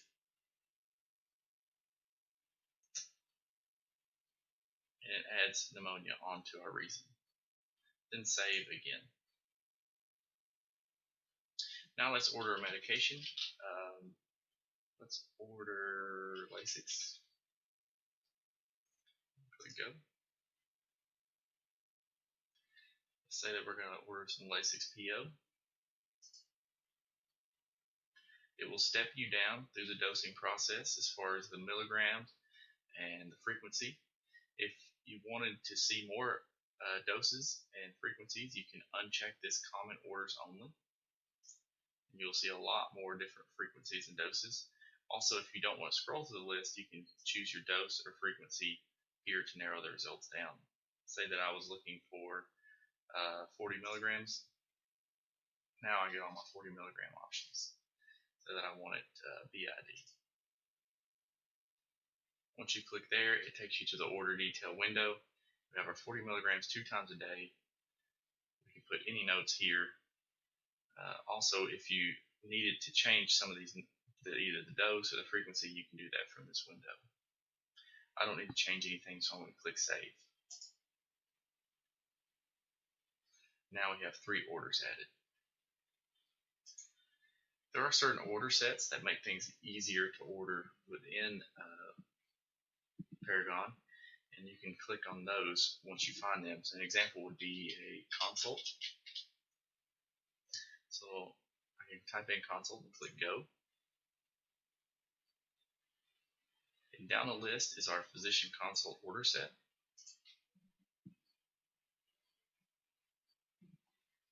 And here you have the ability to put in a consult order if the physician has asked you to. You just have to check that the physician has been notified and say that we wanted to consult cardiology. And then from there you can click Save. Now we have 5 orders added.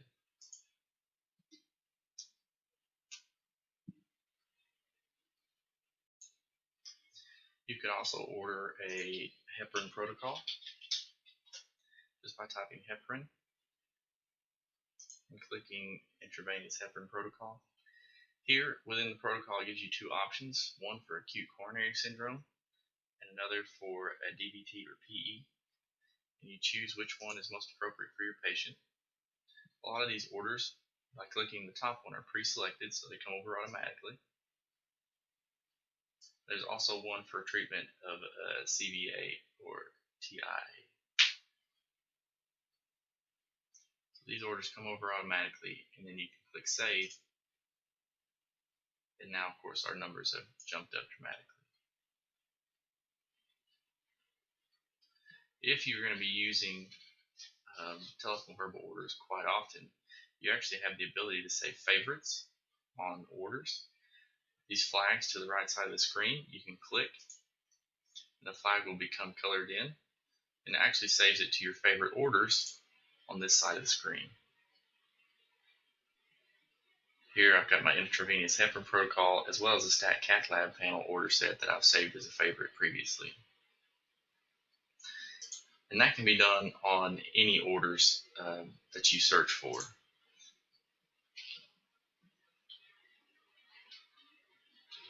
So let's search for BMP. And you can see even just a BMP I could save as a favorite. Sometimes one of the more difficult things to find are IV fluids.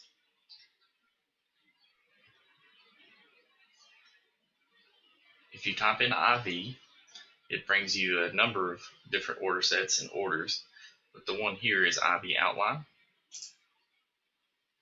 If you click on IV outline, it gives you a quick list of all the most common IV fluids at the top. And as you scroll down, you can even find fluids that have different things added to them, such as potassium, different base fluids with potassium, IV fluids with sodium bicarb, other additives, electrolyte boluses, IV boluses, as far as normal, saline half, LR, IV saline lock orders. Here's a banana bag and sodium bicarb for contrast infusion, different things there. If we wanted to continue one of these fluids, let's say that we wanted to order LR, we click the LR, and then we notice on the right side of the screen when it pulls over we have a red stop sign. If we click on the fluid,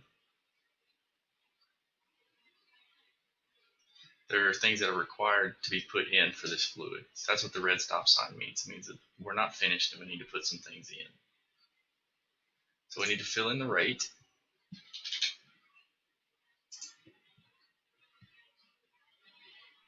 And then click Save.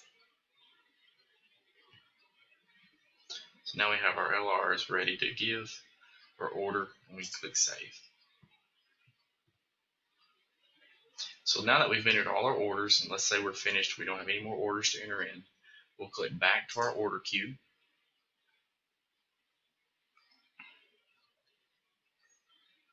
And you can see all of our unsubmitted orders. Until we actually go and click Submit, these orders are unsubmitted and no one else can even see them. We must go through the process of submitting them. So we'll click our Submit button.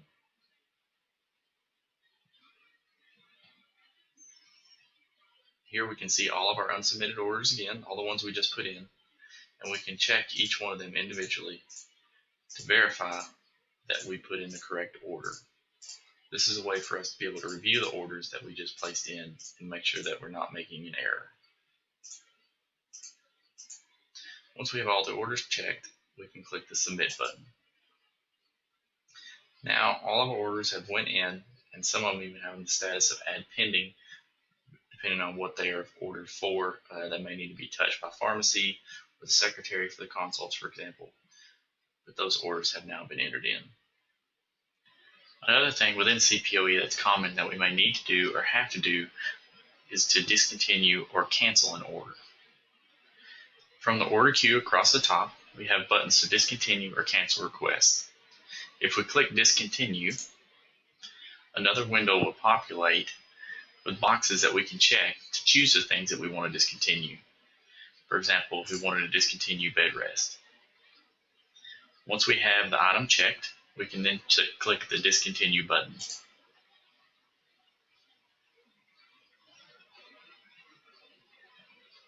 And now we can see on our activity bed rest, the processing status is Discontinue Pending. Another option is Cancel Request. We'll click Cancel Request. It works the same way Discontinue does, although it deals with orders that have not been processed yet. So in this case, because we just ordered our medication or our consult order for our physician, and they've not been processed either by pharmacy or by the secretary, we can actually cancel the request like it was never even ordered. So let's say that I wanted to cancel this consult order.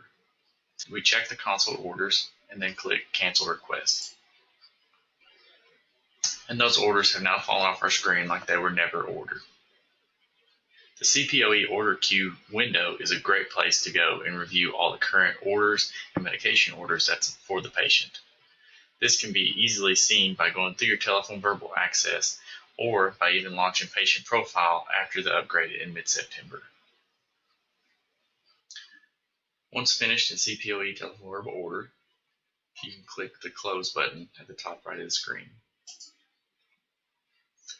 And this will throw you back into your CareGlance screen.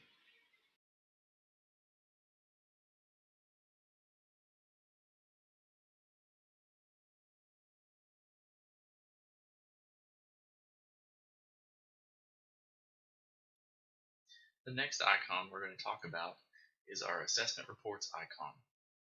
Once we have our patient selected, we can click our assessment reports icon.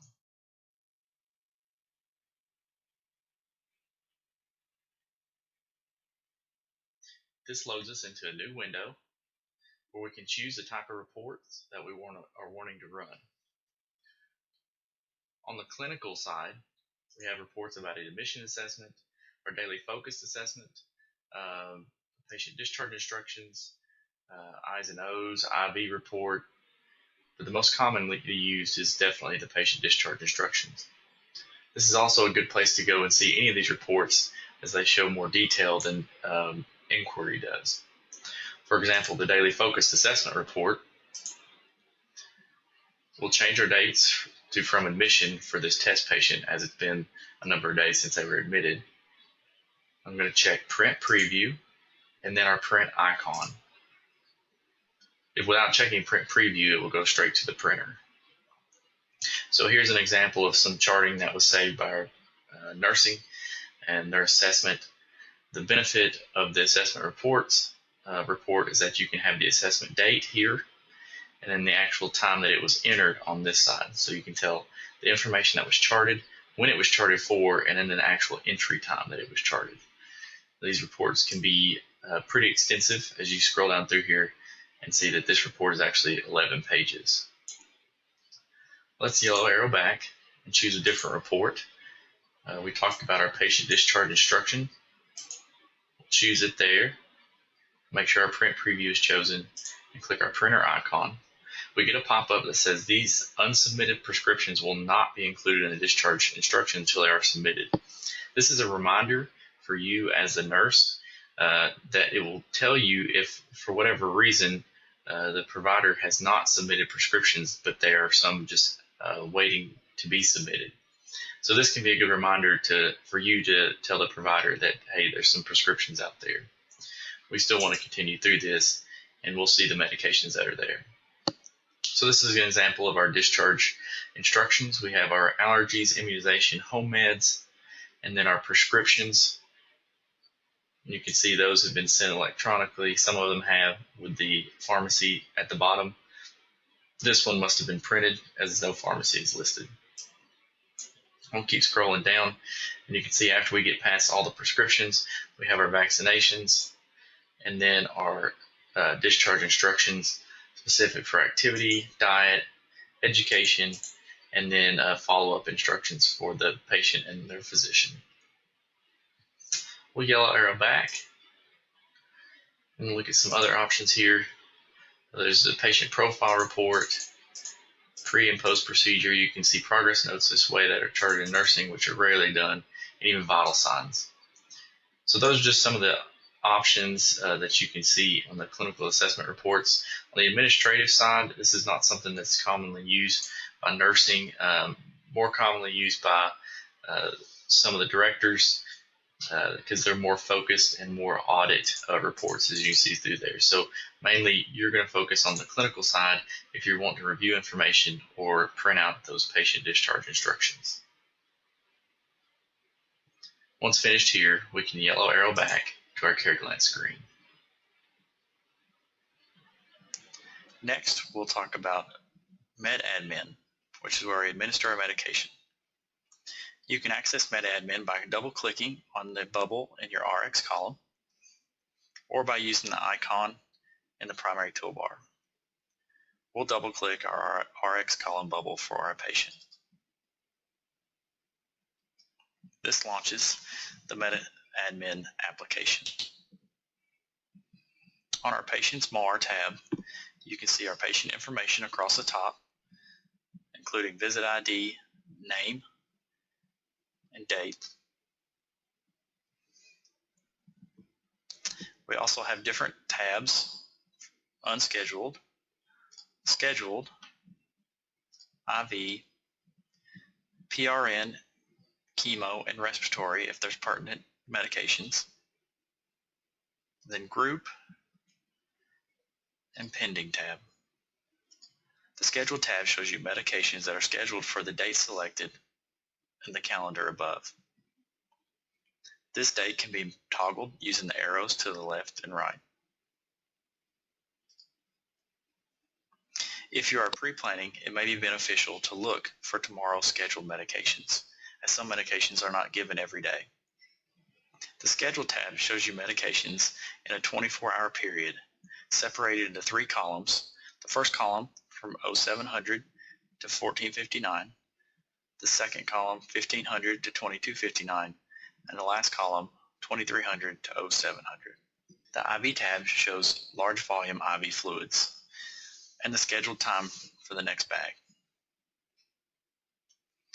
The Group tab shows any medications due within the current 4-hour window, 2 hours previous to our actual time and 2 hours after our actual time.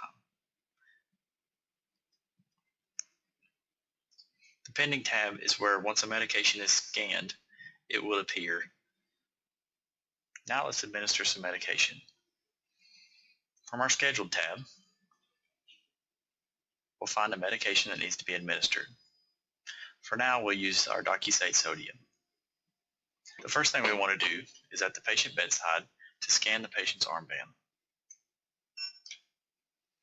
Once the patient armband is scanned and accurate, we'll receive a green check mark that says the visit ID and barcode are a match. Now we can continue and scan our medications that are due. In this case, the DocuState. Once the medication is scanned, we'll receive a yellow lock symbol, meaning that this medication cannot be tampered with now that it's been scanned. We'll also scan our metoprolol.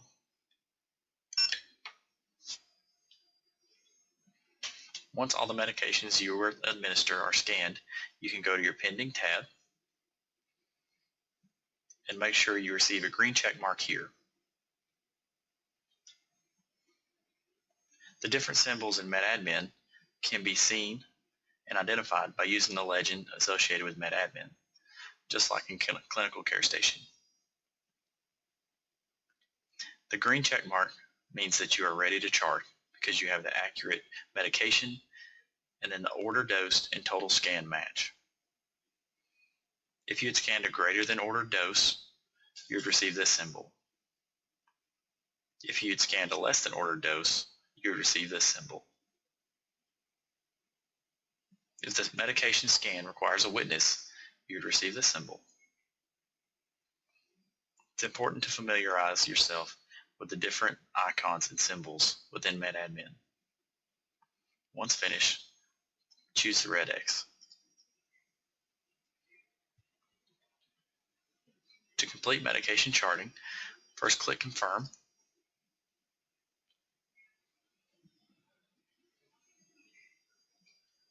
Because this medication is overdue, I have to choose a late dose reason.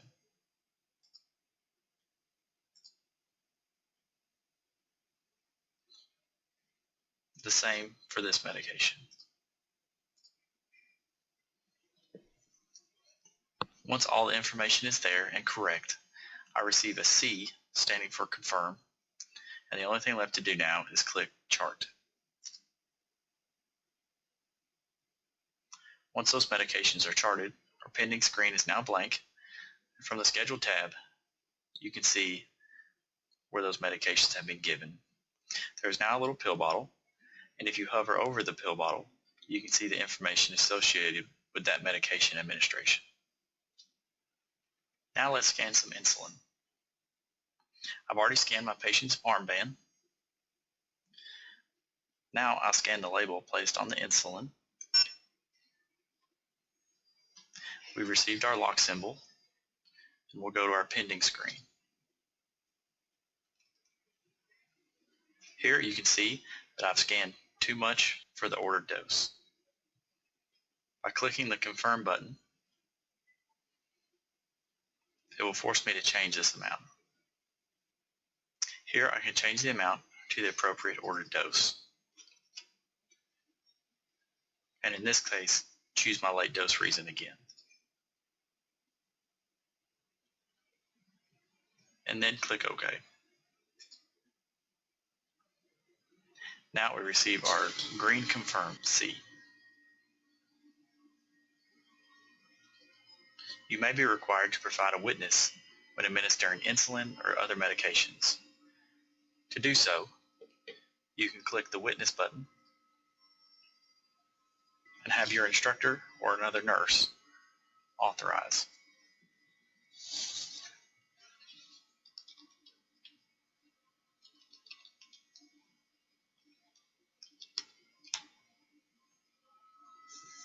Now you can see another nurse had witnessed my administration.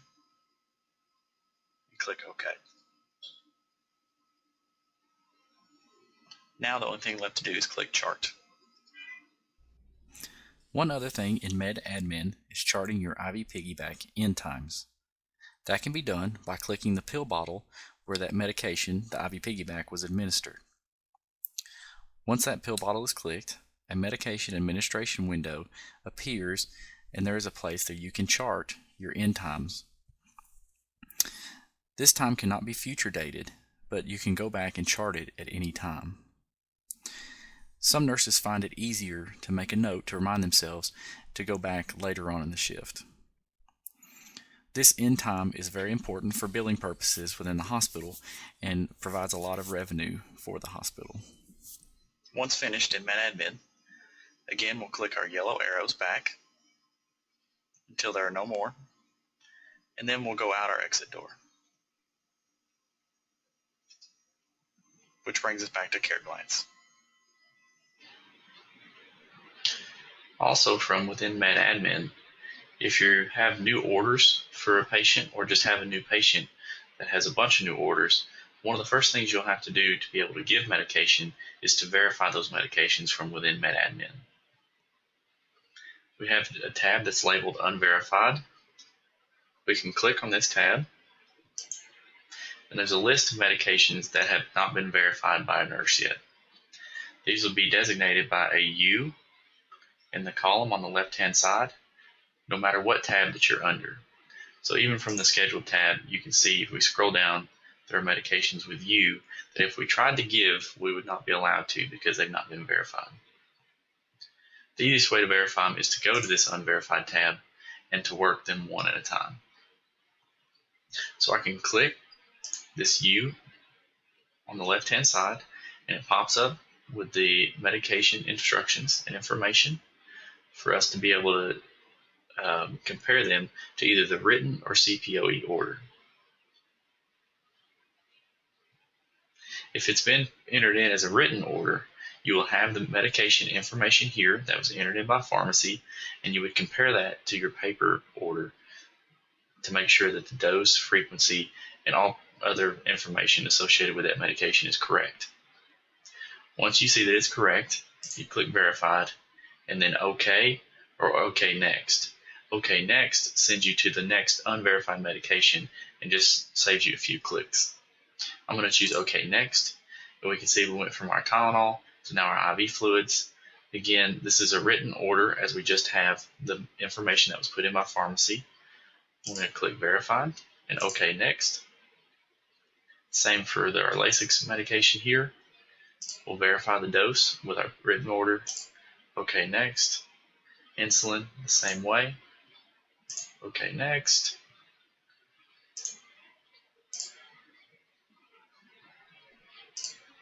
And OK next.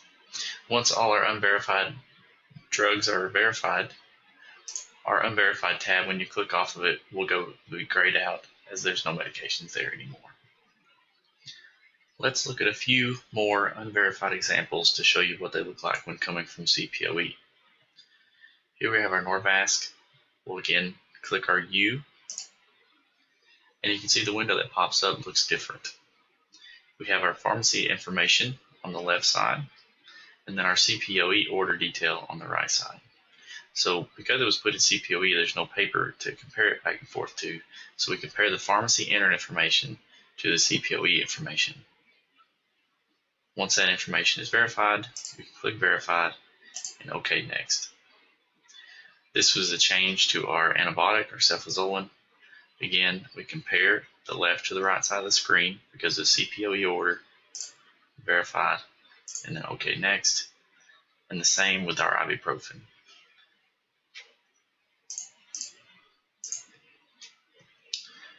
Once all our unverified meds are completed, again, we can go to our scheduled or group, and we can see that the medications that once had a U now have an A, meaning that they're ready to administer.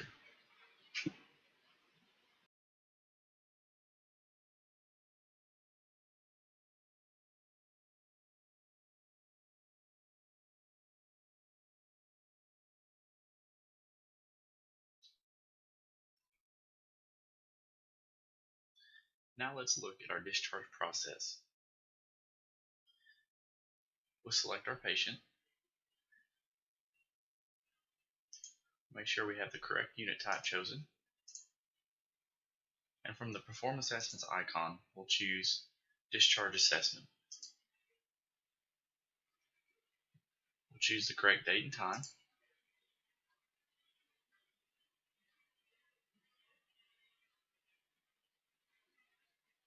and now our discharge assessment opens. There are a few tabs across the top that have information that needs to be filled out. The first tab is called DC Times. This tab will not be filled out until the patient physically leaves the floor. Once you've discharged the patient and all you're waiting on is the ride or transportation, when the patient physically leaves the floor after that is when you'll go back in and put the exact time the patient was discharged into one of these fields that's applicable. So in you're first doing your discharge assessment, you'll not fill out this tab. The next tab is talking about vaccines. If the patient needs or has received a pneumonia or influenza vaccine, you can place those here. It's also as a reminder in case you need to give that patient those vaccines. On the diet tab, you select what diet the patient is being sent home with, and any other instructions that goes with a surgical diet or transfers. The weight tab, you select how often the patient is supposed to weigh themselves, such as with CHF patients. On the medication tab, it has different instructions as far as taking your medications and other educational tools that you can give. This tab is an example of some things that are pre-selected that are basically applicable for every patient, and that's why they're pre-selected.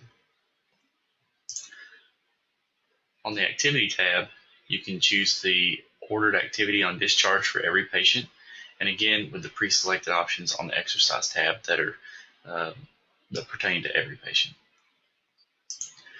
On the education tab, you can select what education topics you specifically chose to speak about and to teach about. The same thing for education 2 when there's stroke, sepsis, and warfarin education. Then the follow-up tab is a little bit busier, but this is where you'll chart when the patient is supposed to follow up with which physician, as many times they'll have multiple appointments with different specialists or primary physicians. All this information that you enter on this discharge assessment needs to be done, obviously, before the patient is discharged, because this information that's entered on any of these tabs flows over into their discharge instructions. I'll put in that they need to see Dr. Smith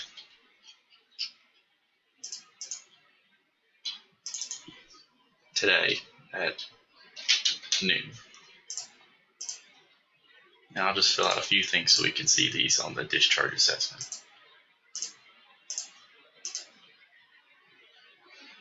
Once finished here, you can yellow arrow back. We wish to close this assessment, click yes. You get a pop-up reminder asking if the patient profile has been updated. If you've updated the patient profile or it's been updated already, you can choose yes, or if you'd like to go to the patient profile, you can choose no, and it will launch you straight into patient profile. I'm going to choose yes. Next, you get a reminder asking, do you wish to complete the patient's care plan at this time? If you would like, you can hit yes, and it will launch you straight into the patient's care plan. That way you can complete the options there. We'll do that later, but if you would like, you could do it straight from here. So I'm going to choose no. So once we're back to our CareGlance screen, and everything else is finished, including the patient's MedRec by the physician, you can choose your assessment reports icon on the primary toolbar. Once in assessment reports, your reports area is already defaulted to clinical, and from the drop down you can choose patient discharge instructions.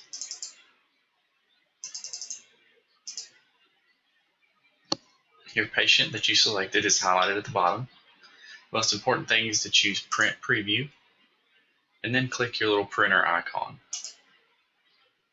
This will populate the report with their medications and discharge instructions that you charted within that discharge assessment.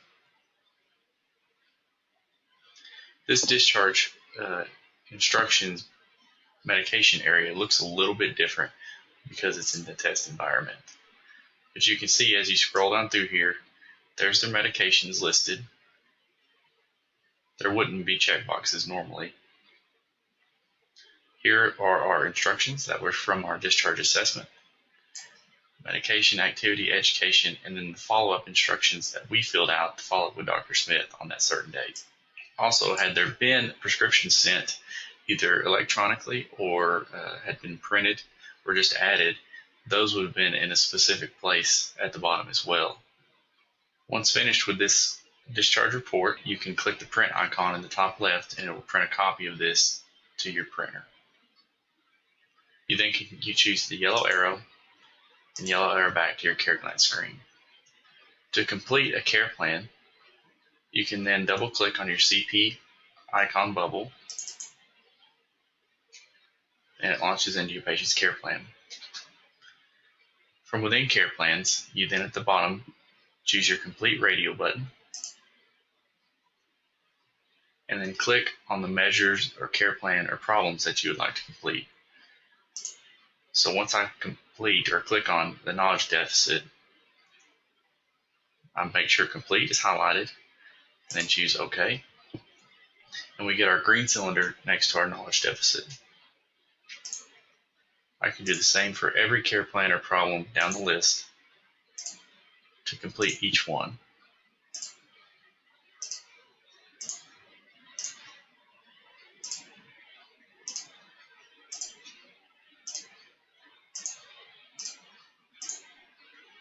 Once you have green cylinders down the whole left side,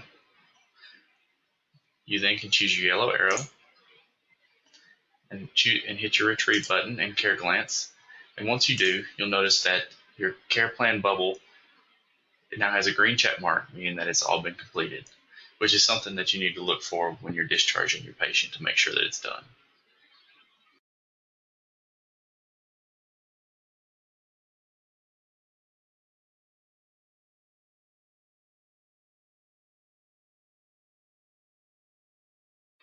Now we'll talk about doing a pre-procedure checklist if your patient is going to have a procedure done.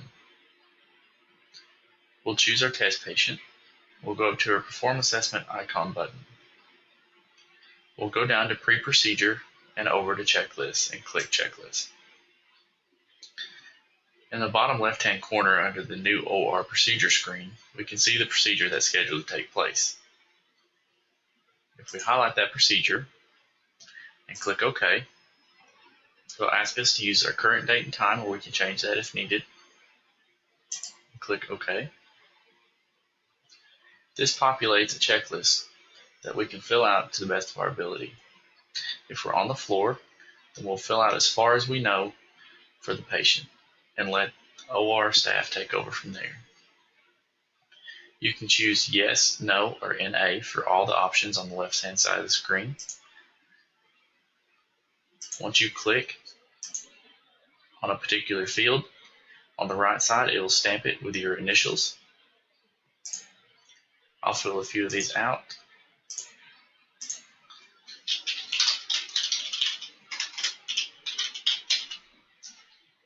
As you scroll down through here, you can see the different questions that it's asked.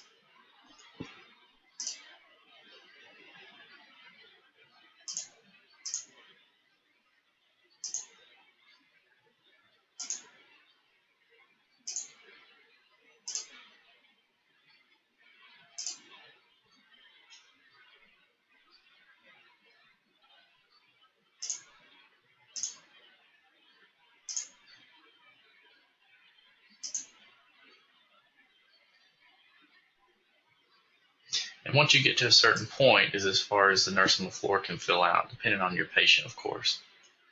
And then the OR or pre-op will take care of the rest of this. So once you're finished with your part of it, you can yellow arrow back. It will leave this checklist open, and then the OR will come back in and finish it later.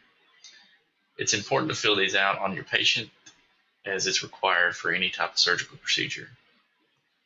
I'm going to choose another patient, go up to our perform assessment and pre-procedure and then checklist, and show you how it looks if we've got a patient that doesn't have a scheduled procedure. If they had a scheduled procedure, it was saved in this new OR procedure box like we chose. If they have a new OR procedure that's not scheduled, we can choose from this drop down from the 3 different types: cardiac cath or angio, emergent or non-emergent procedure, or a PAT assessment. We'll choose emergent, non-emergent procedure and click OK. It's also going to ask us about choosing our correct date and time. We can choose OK. And the same type of checklist appears. Just like the last one, you choose your bubbles associated with the patient down until it's not pertinent for the nurse to fill it out anymore. Again, once finished with your part of it, yellow arrow back, and you're back to your CareGlance screen. If you're finished charting for the day, always remember to yellow arrow out and completely go out the exit door.